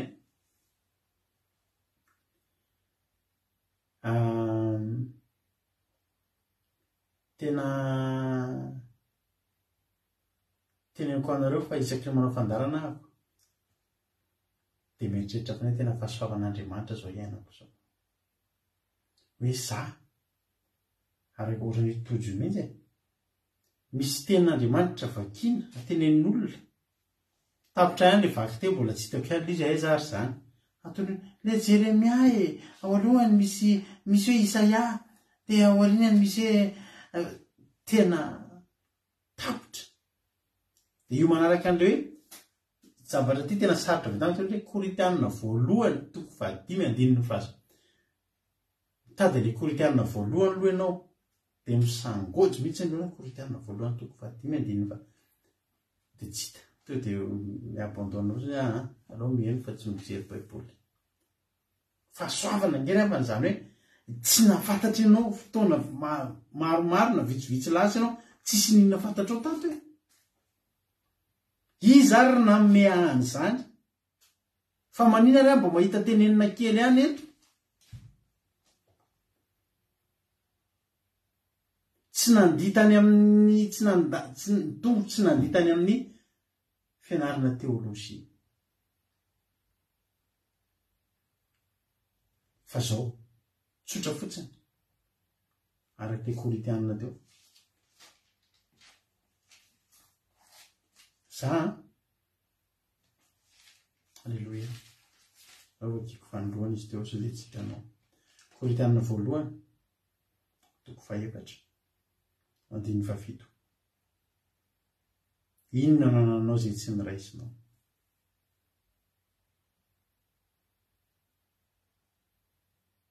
Zay mihitsy le izy raha nampavinambina dia zay le fahasoavana fa maninona ny fanahy masina no nampianatra fa maninona zany no nampianarany fanahy masina dia saky tsy nangataka an'izany dia fahasoavana zany. Ary raha i Paoly miteny hoe tsy tokony isan'ny apôstôly tsy tonga volana zakonao mantsika apôstôly tsy tonga inona hoe za zao hitory teny za zao mba hitenin'ny olona hoe aza maditra mba fantatrao moa niditrako taloha tsy fantatrao zany tsy fantatrareo zany fa nafantatrareo tamin'ny Antsipiriana dia ozy tokoa nareo tena fahasoavana tokoa ty raha ato mijoro eto ty ivady koa mahafantatra hatramin'izao rehefa misy fotoana tsisy atao izy dia fampitantara ny fiainana tany aloha tany dia mbola gaga voa izy hoe nandalo an'izany koa ve raha fa maro tena maro raha resaka faharatsiana zany ry havana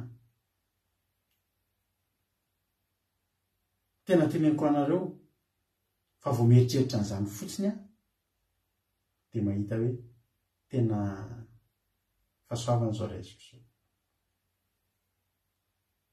Ozy izy Paoly hoe Timoty voalohany ary tiako ianao mba handray ohatran'izany ataony Paoly zany. Timoty voalohany a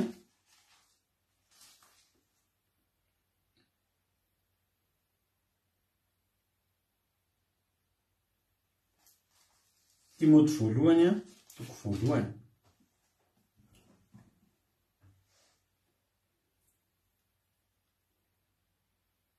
Timoty voalohany toko voalohany a 9:20 sy 4:20. Fa be indrindra ny fahasoavan'ny tompontsika tamin'ny finoana sy ny fitiavana izay eo amin'ny Jesosy Kristy. Matoka tokony ekena amin'ny fankasitrahana rehetra izao teny izao. Tonga dia te ambony tany Kristy Jesosy hamonjy ny mpanota ary amin'ireny izany lohany. Kanefa izao ny namindrana fotaniko dia ny mba asehon'i Jesosy Kristy eo amiko izay lohany ny faharipo rehetra ho fianarana ho an'izay ino azy azahoana fiainana mandrakizay.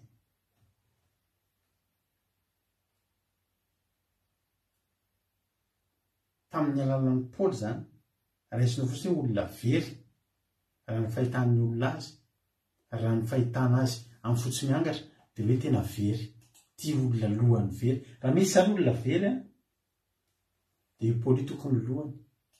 Nefa lasa inona indray ny toeran'ny Paoly mitondra olona mankany amin'ny fiainana mandrakizay. Olona very a programa tena very satria tena lohan'ny antikristy zany Paoly zany. Fa gany an-danitra misy toeran'ny antikristy tsisy any. Nefa lasa izy indray Paoly lasa mpitarika ny olona andeha ho any an-danitra ndray. Zany mety hoe fahasoavana ry havana. Zany mety hoe fahasoavana. Ary teteny aminao a nazana ianao dia miaina anaty fahasoavana tsika. Timoty voalohany a toko voalohany 7:20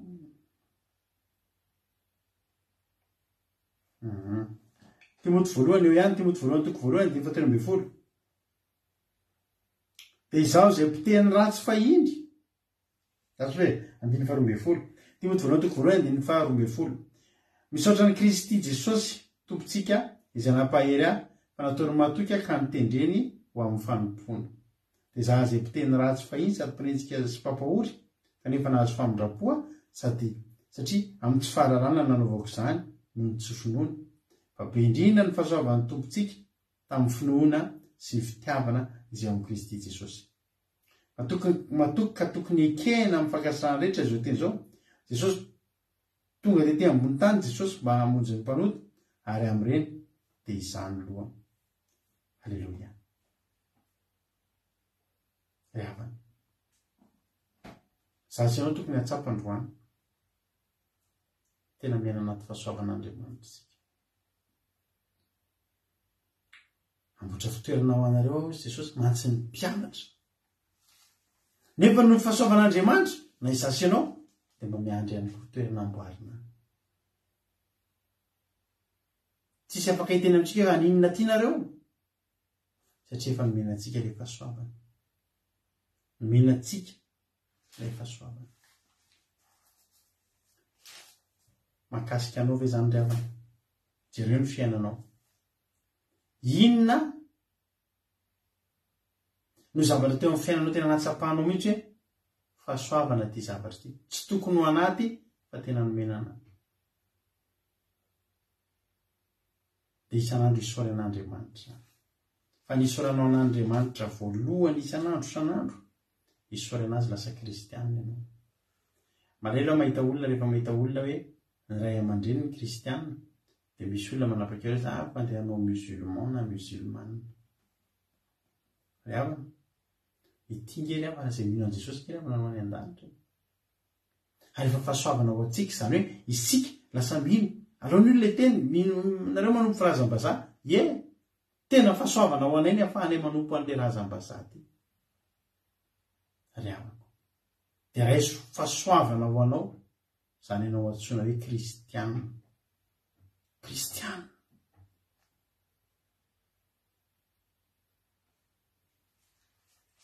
fa tsy tokony ho zany no toerantsika tsy tokony hanana anjara amin'izany tsika ary araka ny raha mampionina teo hoe fahasoavana mahagaga tena fahasoavana mahagaga nafahantsika tonga ho isan'ny zanak'Andriamanitra zany tsy nino ny olona nahitany Paoly satria tsy fantatry ny olona teo fahasoavana ny fahasoavana tsy mampino rehefa tonga aminao ny fahasoavan'Andriamanitra dia tsy mampino hoe ianao ve io satria tsy tokony ho anao io tsy tokony eo amin'ny toeran'io ianao tsy mety tsy tokony eo amin'ny toeran'io ianao fa eo ianao no ny fahasoavan'Andriamanitra mandehanao izy izy fanaka voafidy izy voafitondrana ny anarako any amin'ny gentile izy halleloia dia hitondra ny anaran'Andriamanitra ianao hatramin'izay devoly ny vombininao eny aminao eny teny ratsy fitondran-tena tsy motana dia inona moa dia solotena ny devoly mitondra ny devoly eny amin'izay alehanao rehetra ianao na dia any am-piangonana ary dia hitondranao amin'ny devoly ankehitriny indray ianao no ny fahasoavan'Andriamanitra midelivrena ianao dia nomeny ny fanahiny ianao dia mitoetra anatinao ny fanahin'Andriamanitra dia mandeha anaiza na izy io ianao mitondra ny fanahin'Andriamanitra eny aminao hotany tompany antsika rehetra raha izaho ano le anasia le koritianina vakiako farany amalanako azy fa izaho dia ambany indrindra amin'ny apôstôly ka tsy mendrika ny teo apôstôly satria efa netsika ny fiangonan'Andriamanitra fa ny fahasoavan'Andriamanitra no naty tao izao ary tsy foana ny fahasoavany ato amiko efa niasa fatratra mihoatra noho izy rehetra nefa tsy zafa ny fahasoavan'Andriamanitra miarana aiza tamiko Paoly zany tara départ tamin'ny apôstôly fa natosika Andriamanitra aingana be dia tsapan'i Paoly na ny asa vitako be dia be reto ary mbola tsy noho izany fa mbola noho ny fahasoavan'Andriamanitra fahasoavan'Andriamanitra dia nomeny fre afaka nandehanana ny toro-teny tonga tany naiza naiza na ny fanasambo vola inge zany reavana mbola fahasoavan'Andriamanitra ifo ianao raha-pitso maraina dia tena hoe fahasoavan'Andriamanitra so mahavelona azy ao fa misy olona riavana pompieny mamelona azy oxygène ny amelomana azy raha-pitso maraina vao velona efa fanafody mampitempo ny fony vao mitepo vao fo ianao raha-pitso dia zao atao ndry fahasoavan'Andriamanitra ity za dia salama halleloia ity za dia tahiny tompo halleloia azao riavana androany tena mpanareo mihitsy hoe misy atra nakasika ana androany teny ampiasanako misy fotoana androany misy zavatra nampanaovina anazy atao ampiasana asa rehefa ny asa nanao an'le asa dia vita ohatry isan'andro le asa fa mahakasika anahako nomeny ny sefoko teny mamy be ahako isaka aby misy zavatra ataoko zany dia meny teny mamy dia androany misy teny mamy be nomeny anahako raha dika tsotsotra le izy dia zao teny anao foana aho izy hoe naika ataoko copie-coller le izy dia alefako anaty commentaire ato fa anao diako aminao fotsiny zao ny message mba voaraiko androany rehefa vita ny asako hoe misaotra be dia be anao izy izy teneniko anao foana zany izy satria tena manampy be anay ato ianao ary tena soiany fa eo ianao halleloia satria mba diako aminareo ty message ty dia alefako ato anaty commentaire zao mba fiteny voaraiko androany dia alefako anaty commentaire io halleloia teny avy any amin'ny sefoko io dia alefako aminao dia le gasy kely maintimainty hoditra kely halleloia mba mahazo an'izao ianao zany io nataoko anaty commentaire io le asa nefa asa tokony ataoko andresako karama tokony ataoko io ny anakaramanana fa mahatsapa zany hoe tena misy fahasoavan'Andriamanitra dia le zavatra ataoko ohatry ny ataon'ny olona ihany fa tsy ny olona rehetra mahazo message ohatrany ohatrany hoe misy haingony hafa ohatrany hoe misy manao andritsy ianao de ohatrany misy ohatrany misy fahatsarana mihoatra ny olona zany ny zavatra ataonao. Tena manampy any be dehibe ozy izy ny fisianao ary tena soa ihany ianao fa eo aleluia mba angatahako ianao mba hamaky azy. Message ny chefko tamiko hariva teo io. Aleluia. Ary tsy indreo mandeha mahazo zavatra ohatrany io fa androany tena letika tanatin'ny foko mihitsy izy hoe Jehova inona monina atao. Za tsy natsapanao zavatra indrindra hoe mihoatra. Sy natsapa hoe nisy zavatra be natao fa ny zavatra ataoko isan'andro ihany ny atao. Mivavaka tonga ampiasana ny maraina. Jesosy anomboka ny mpanomponao fa soavana avy aminao ty asako ty taio ary ahy. Zay ataon'ny tanako rany Andriamanitra de kasio. Ombay amin'ny tananao mahery. Ny aitsika rehetra zay ataoko Andriamanitra doka avy aminao. Fanapa-kevitra rehetrarehetrako doka avy amin'ny fanahinao masina. Rehetra tanako rehetra raha hikasika ny rehetra zavatra rehetra de sy fanambina sy fitahina. Halleluia. Zany ny fahasoavan'Andriamanitra. Tsy noho izany efa zany. Fa noho fahasoavan'Andriamanitra izay manapaka ato anatiko. Halleluia. Tsy azoko hatramin'izay nenako io. Ary tsy de nisy fianarana be nataoko ohatrany ao nanaovanako an'io azy io. Fa ny zavatra fantatro dia izao. Misy fahasoavan'Andriamanitra miasa ato anatiko. Ary na dia ohatr'izao ary ianao mainty hoditra ianao ty atanin'olona. Fa hitsikitsikinao io asian'Andriamanitra fahasoavana io dia manokatra varavarana rehetrarehetra io. Hotany tompony itsika rehetrarehetra. Tapitra ny fandarana. Androany teteny aminao raha pitso ianao na andeha atory ianao rehefa avy eo na io ondananao io ary io fandriana atorinao io ianao afaka atory. Misy olona amin'izao fotoana izao rehefa miasa alina te atory fa misotro kafe mba tsy ahita atory mba havita miasa. Ianao ke andeha atory fa soavan'Andriamanitra ange zany. Tsy noho ianao, tsy noho ny diplômanao. Inona ny diplômanao? Fa na ny nazahoanao anira mbola fahasoavan'Andriamanitra. Andeha atory ianao dia izao tenenina. Fahasoavanao Andriamanitra ny ananako an'ity tafotrano ity. Avy be io zany sao ivelanao feno matory tsara. Rano orana mampididozany olona fa vomea mampahita atory ianao. Nareo mba ohatra na rehefa avy be orana io ivelanao dia vomea mahita atory vetivety mirondrona le orana. Aleluia. Fahasoavan'Andriamanitra zany drafako. Notsika tena hoe tena atsapa eo anatrehan'Andriamanitra mihitsy hoe tsy za fa fahasoavan'Andriamanitra ato anatiko. Ny asan'Andriamanitra ataontsika io tsy tsika fahasoavan'Andriamanitra. Zavatra iainanao rehetrarehetra io tsy ianao fa fahasoavan'Andriamanitra. Mikely indrindra isika io. Tsisy ninona haitsika, tsisy ninona fantatritsika fa ny fahasoavan'Andriamanitra no matoy izao atsika. Tapitra ny fandarantsika. Misy aminareo ary ve izara fahatsapana. Raha misy aminareo izara fahatsapana dia ino ny kontoko ny alevaka anaty commentaire iny. Dia afaka miantso tsy voatery ny aky ny tsy voatery ny mpikambana anatin'ny groupe izay maresy ny mizara fahatsapana fa nareo rehetrarehetra ireo. Nareo mpijery ireo ary raha manakolazaina anareo inona mba nakasika anareo, inona mba nandona sy nakasika anareo tao anatin'izany toriteny zany dia afaka mizara fahatsapana ianareo. Efa misy afaila miditra sady eo andao afandrosotsika ary ny rahalahintsika Tojo Mikael, Tojo Jesosy mandrakizay inona ary nakasika ny Tojo tao anaty toriteny any Tojo ny fitenenana.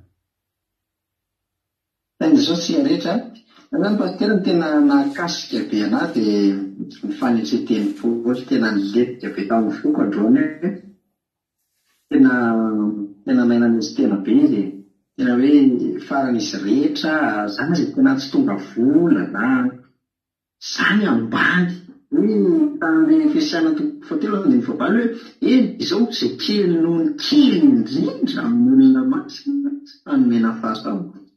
tena hoe nraisy no fahasoavana dia tena tsy nahagaga marina raha betsaka ny tena teny mamy satria tena nanitry teny izy dia izay manitry tena no asandratra dia tena nasandratra an'Andriamanitra izy lehibe ny apôstôly rehetra dia nanoratra boky maro tena nitsiriritra mihitsy hoe tena Jesosy mioanaza ny toepo tena manitry tena ampiasana tena nakasika be anahy fa eny ihany dia teny fa eny ihany androany tena ngetika be izany mihitsy hoe tena mena ny fanetsetena enengany omen'Andriamanitra antsika tsara avy izay nanantsika rehetra teto amenina be makasitraka pastera.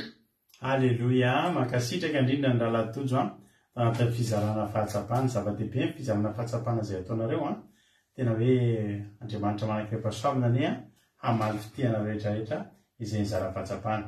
Ndao asika mbola ampiditra olona ray hafa indray efa misy ampahelona miditra indray ao dia ndao ampandrosotsika ny anabavintsika Lina artizana eto Madagasikara. Inona ary fahatsapana Lina tamin'ity androany ity? Pain'ny Jesosy pastera dia pain'ny Jesosy tika manakavy. Naza ny pastera hoe pony Paoly tena hoe nakasika be mihitsy ny fiainana manontolo ny pedikany misy fiainany hoe ndreo fahasoavana izay men'Andriamanitra azy tena hoe tondraisy no amin'ny tena fa tena hoe maseho mihitsy hoe Andriamanitra moan'Andriamanitra ny fahasoavan'Andriamanitra natozao azy dia tena hoe nakasika be any ny fety ny manontolo ny fiainana manontolo. Eo koa ilay teny vanderekana nakasika be koa ilay hoe isika tsy joso izy nefa anisany vaovondy ambovan'ansa dia tena hoe mahafinaritra be tena nakasika be any teny vanderekana. Dia mankasitraka tamin'ny Jesosy. Aleloia, mankasitraka ny ranabavy-Lina tao anatin'izay fizarana fahatsapana. Mahafinaritra be ny fizarana fahatsapana anareo. Andao enotsika indray ary ranabavitsika Mami indray zao miditra izarantsika amin'izany fahatsapana izay voarainy tamin'ity androany ity. Tany tompo ranabavy Mami, inona no fahatsapana voarainao tamin'ny toriteny androany? Pain'ny Jesosy pastera dia mipotra lesika na medicine ny tentena nakasiky ny boko tamin'ity androany ity tamin'ilay hoe isika malagasy tsy hitaraka voafindritsy tanompo sandry tena hoe tsy nanan'Andriamanitra tany amin'ny fahasoavan'Andriamanitra atsika amin'izao dia manan'Andriamanitra hikarena Andriamanitra mamaly vavaka tena hoe fahasoavana lehibe antsika nytanontsika ny Jesosy avakely koa ny amin'ny komanteran'ny Zoky Makriny Andetsy Makriny tena nakasika hoe zazao hoe mba manan'Andriamanitra hikarena tena hoe aleluia rena Jesosy kabetsika pastera tamin'ny Jesosy. Aleluia, mankasitraka indrindra andranabavy Mami tao anatin'izay fizarana fahatsapana izay.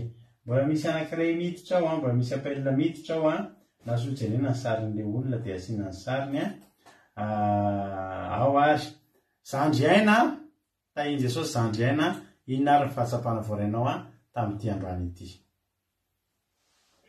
Pain'ny Jesosy pastera dia pain'ny Jesosy tika rehetrarehetra mankasitraka voketika pastera tamin'ny toriteny marobe dia nanandray ny fitoroko vavolombelona androany fahasoavan'Andriamanitra no mahatonga ny fiainako na ny asako dia fahasoavan'Andriamanitra no nahafahako no nahazahoako ny asako teterainy Jesosy. Aleluia, mankasitraka ny ranabavy aina marina tokoa izany. Anisan'ny fahasoavana ngeza be iainanao tena fahasoavan'Andriamanitra ny ainanao io ranabavy aina dia tahin'ny tompo ianao dia mahereza hatrany dia fikiro mafy araka ny tempo teo hoe efa tsy tokony atsika nefa nomenantsika dia ndao fikiritsika mafy dia mafy. Andaontsika piditra olona ray farany. Tahin'ny tompo ranabavy Angelina Diamant Vasinina, inona ary ny fahatsapana voarainao androany? Pain'ny Jesosy pastera dia pain'ny Jesosy tika mety fahatsapana fandroany ny pastera ny fahasoavan'Andriamanitra tamin'ilay antsika dia tamin'ny alalan'ilay Baiboly.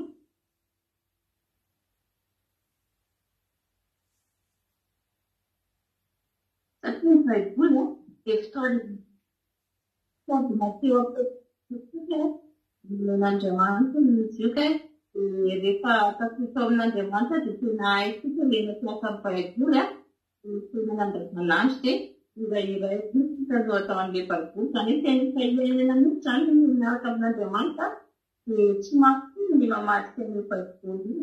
Tsy mahafiry fa dia ny tenin'Andriamanitra foana isan'andro isan'andro dia tsy zava-dehibe afaka inona azonao an'izay fahasoavana mamaky ny filimy fianarana momba ny baiboly izay.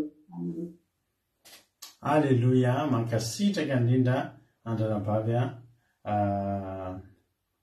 Ranabavy Angelina tao anatin'izay fizarana izay.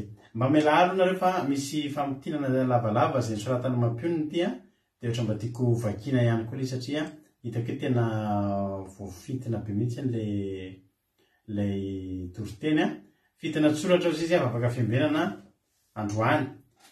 Niavaka tamin'ny fanoratany Paoly nafatesan'i Jesosy ny tena anoraisy ny fahasoavana lehibe indrindra namonjena izao tontolo izao. Zavatra tsy tokony atsika tsy mendrika atsika fa nomena atsika.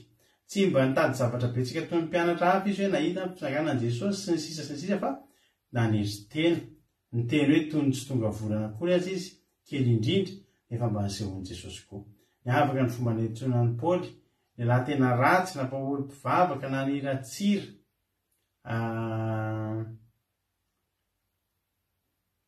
fa kosa novidiana ho fanaka voafidy. Tara fiangana izy fa natosika Andriamanitra ho lasa loha. Ny fahatsapahany an'izany fahasoavana izany na tonga azy tena niasa mafy tamin'ny fitoriana filazantsara. Telo ambin'ny folo nisan'ny epistily nosoratany Romanina ka hatramin'ny Filemona. Ataontsika ahoana ny anadiny fahasoavana amin'Andriamanitra atsika tsy nitsoaka fahafatesany Paoly satria ningeza indrindra ny fahazony ny fahasoavan'Andriamanitra. Tsy misy afa-tsy lanitra ny tao am-pony maraina harivo izay tokana ihany. Misy zavatra tsy nizahantsika andresina akory fa nomenantsika ihany koa. Korinthianina 2:21 tsy nahazo nininina tamin'ny herintsika isika dia tsy nirehare. Tsy mahay isika anateny mijery baiboly aza taloha fa soavana no mba aizantsika mijery baiboly mitory teny afaka tamin'ny fahatorana sy ny ditra rehetra. Raha nisy olona very dia tokony Paoly ny voalohany fa izy indray no mitarika ny olona ho any an-danja. Izany ny atao hoe fahasoavana. Tsy nino ny olona nahitany Paoly satria fantatry ny olona ny atao hoe fahasoavana, tsy fantatry ny olona ny atao hoe fahasoavana. Mbola nao fitoerana ho antsika koa Jesosy ndry inona ny lehibe noho izany. Isaoran'Andriamanitra isan'andro hoe ianao io mba kristiana ny zavatra iainantsika rehetra tsy isika fa ny fahasoavan'Andriamanitra. Amen. Raha ohatra mampionina manao any am-pianarana manao dissertation ireny dia mahazo noty ambony be mihitsy. Fa tena mahafinaritra be fa tena tsara be ny famotinana mampahery anao. Tahiny tompo tahiny tomposika rehetrarehetra misaotra nareo rehetra tamin'ny fizarana fahatsapana. Andriamanitra manakilay fahasoavana hamaly fitiana. Dia ataontsika tirity fanaraka indrindra amin'izany tirity dia andao ataontsika androany no fahasoavanao any Andriamanitra ny zavatra rehetra iainako dia mbola fahasoavanao. Dia ataontsika izany izany dia aoriana izany hivavaka avy hatrany isika mino finaritra daholo. Misaotra nareo tamin'ny fizarana, misaotra nareo rehetra tamin'ny fizarana fahatsapana. Andriamanitra manakilay fahasoavana hamaly fitianareo. Amen.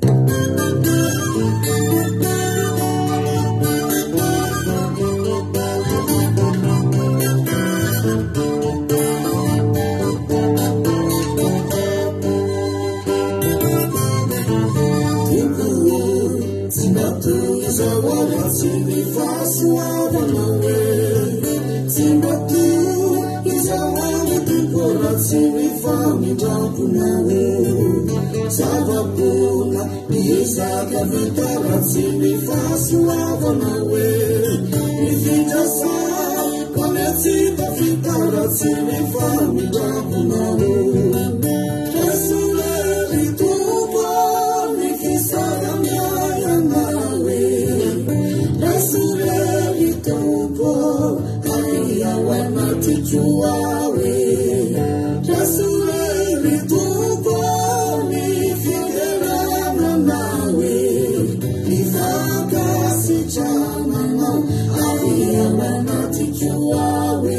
Kasihkan'Andriamanitra hoe misaotra ny amin'ny fahasoavana an'Andriamanitra.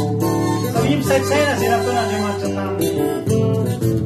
Nazili miandro lasady mbola fahasoavana hoe olombelana mandray famonjena no mifamindrampona hoe mitsara rehetra eo amin'ny vainako mbola fahasoavana hoe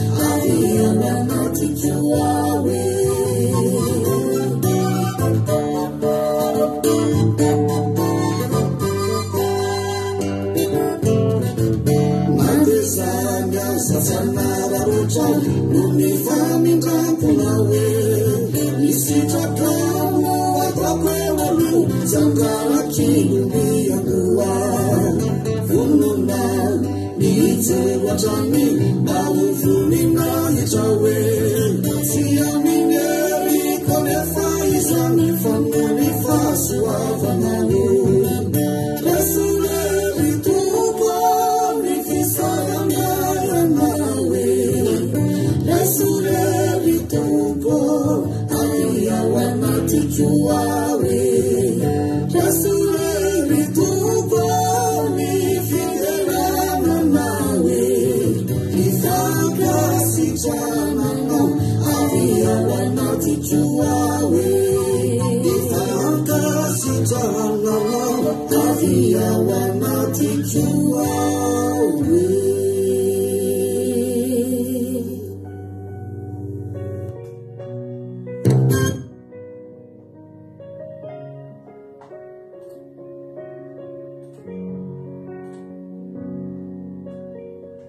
Halleluja. Sotranao zay Jesosy any amin'ity fotoanandroany ity. Misaotra fa tena tsapanay tokoa androany fa miaina amin'ny fahasoavanao zay. Ary raha tsy no fahasoavanao dia tsy toy izao zay. Ny zavatra iainanay Andriamanitra na ny vary ray vilizy hoaninay dia no ny fahasoavanao. Reto akanjo tafianay reto no ny fahasoavanao. Ny zavatra rehetra eo aminay fitaovana anaovana izao fandarana izao na hatramin'ny fil farak'izay kely indrindra azy dia avy amin'ny fahasoavana avy aminao Andriamanitra. Tsy izahay, tsy noho izahay fa noho ny fahasoavana avy aminao izay miasa atao anatinay. Teraina ny anaranao Jehovah Andriamanitra, teraina mandrakizay ny anaranao. Ho anao ny voninahitra na ny lanitra izay antenainay dia fahasoavana ngezabe avy aminao Andriamanitra. Tena fahasoavana ry abana izany isika hoe miandrandra n'izany lanitra izany. Hoe io isika fa mba miandrandra ny lanitra mba maniry ho any an-danitra. Nosokafana ho antsika rehetrarehetra izany no ny fahatogavan'i Jesosy. Fahasoavan'Andriamanitra amintsika ny fahatogavan'i Jesosy teo amin'ny fiainantsika. Dia io isika fa navela heloka, io isika fa nitahiana. Niova fo dia lasa zanak'Andriamanitra. Misaotra Jesosy. Misaotra fa ny ambony indrindra amin'ny fahasoavana nefa nomenao anay ary isorany ny anaranao zany ary iteranay anao. Voninahitra ny ho anao hatramin'izay dia mandrakizay Andriamanitra. Tsara indrindra ianao Tompo ary tsy misy azo oharina aminao. Voninahitra ho anao hatramin'izay dia mandrakizay. Ta io ny teny izay voatory androany mba iraikitra ao anatin'ny fon'ny olona. Mba ho taka ny vato fisaka izay nosorata amin'ny tananao Andriamanitra dia ny tananao mihitsy ny hanoratra ireny toriteny ireny ao anatin'ny fon'ireto olona ireto. Tsy azony devolotsaingoana na dia litera ray aza ny voza na fafy androany dia aniry avy zato ely any am-pon'ny olona tsirairay avy ho anao Jesosy ny voninahitra. Halleluja. Amen. Ivavaka tsika amin'izao fotoan'izao ry havana ho an'ny firenena dia andao ampandrosotsika na vavintsika soameva ivavaka ho an'ny firenena. Teny tompo ary na vavy soameva manao ny fitenenana. Itu pastera, itu paskerecho, Jesosy eto manokaka. Miaraka ivavakatsika. Ny Jehova Andriamanitra ray malala tsy toa mpanolatra sy ny tany. Jehova ray malala tompo sabata azy namorona ny zavadrehetra. Manao enemana anao Jehova Andriamanitra iasama fa ny sabata dia namasinao izany. Misaotra anao Jehova ray malala tompo sabata. Nomena zanakalahy tokanao izay maty ho anay izany zanakao izany Jehova Andriamanitra noho ny fahasoavanay tsirairay. Nefa kosa tsy tokony ho anay izany noho ny fahotana fa mampitiavana lehibe nanezanao izany izay Jehova Andriamanitra ray. Rehefa malala andraotsika anao tahaka ny Paoly. Hitako isan'andro sality Paoly isan'andro izay fa ny fahasoavany ny iainany. Anao tahaka ny Paoly atsika rehefa malala. Taranaka-boafidin'Andriamanitra tsika rehetra ry havana. Mahazo fahasoavana isika isan'andro isan'andro. Isaorantsika isan'andro Andriamanitra fa kristiana isika. Fahasoavana lehibe no antoantsika azy. Eo amin'ny fiainantsika rehefa malala. Oka tsy verin-danina isika rehefa malala. Isaorako anao Jehova Andriamanitra ray fa fahasoavana isan'andro mahatonga anay izay ohatran'izao fa tsy mierinay Jehova Andriamanitra ray malala. Isaorako anao Jehova Andriamanitra pastera izay namela dirasa teto. tsy niery nantanja Andriamanitra fa ny fahasoavana avy aminao nanaovany izany Andriamanitra eo. Ary tsy mahay manova fonola izy Andriamanitra iray eo fa mitory ny filazansaranao, mitory ny hatsaranao, mitory ny falebiazanao izy Andriamanitra fa anao kosa Andriamanitra nondraka izay teny voalazany vavany mba ho fitahiana izany Andriamanitra iray eo. Mba ho fahasambarana eo aminay izany Andriamanitra eo. Mba ho fanasitranana eo aminay izany Andriamanitra eo. Ary anana ny fahasairanana, anana anay izay rehetra tadiavinay izay mampanetahitanay izay eo fiainana Andriamanitra. Anao Andriamanitra tsy zavatra tsy hainao tao eo fiainanay Andriamanitra eo. Anao ilay mpanova fonona mankatika aminao izany Andriamanitra petraka ao ampiasananao. Anao anova ny fony avanay sy namanay rehetra izay ihany Madagasikara. Izay mbola tsy malala anao Andriamanitra. Tsy miafina aminao fiainananay any Jesosy malala o. Tsy miafina aminao fiainan'ny namanay sy ny avanay ireo Jesosy malala o. Satria miorina amin'ny zavatra hafa izy ireo ny fijaliana sy fahasahiranana. Nefa kosa Andriamanitra mianta aminao Andriamanitra ary mangataka fitahina aminao Andriamanitra eo. Ary tahy amin'ny tsirairay Andriamanitra ny fahasoavana. Anao Andriamanitra malala ny fony tsirairay Andriamanitra ary malala o. Ampio izy ireo mba hiorina aminao, mba halala ny fahasoavanao, mba halala ny fitiavanao Andriamanitra iray eo. Fa tsy orina amin'ny zavatra hafa izy ireo Andriamanitra fa mampalahelo Andriamanitra efa akaiky ny fahatongavanao Jesosy malala eo. Misy ny sasany mbola tsisy finoana mijery ny dalina Andriamanitra mila matin'ny fiainana. Ka petraka ampilatananao izany Jesosy malala nao niovany fony tsy raha ray avy andro Andriamanitra iray malala eo.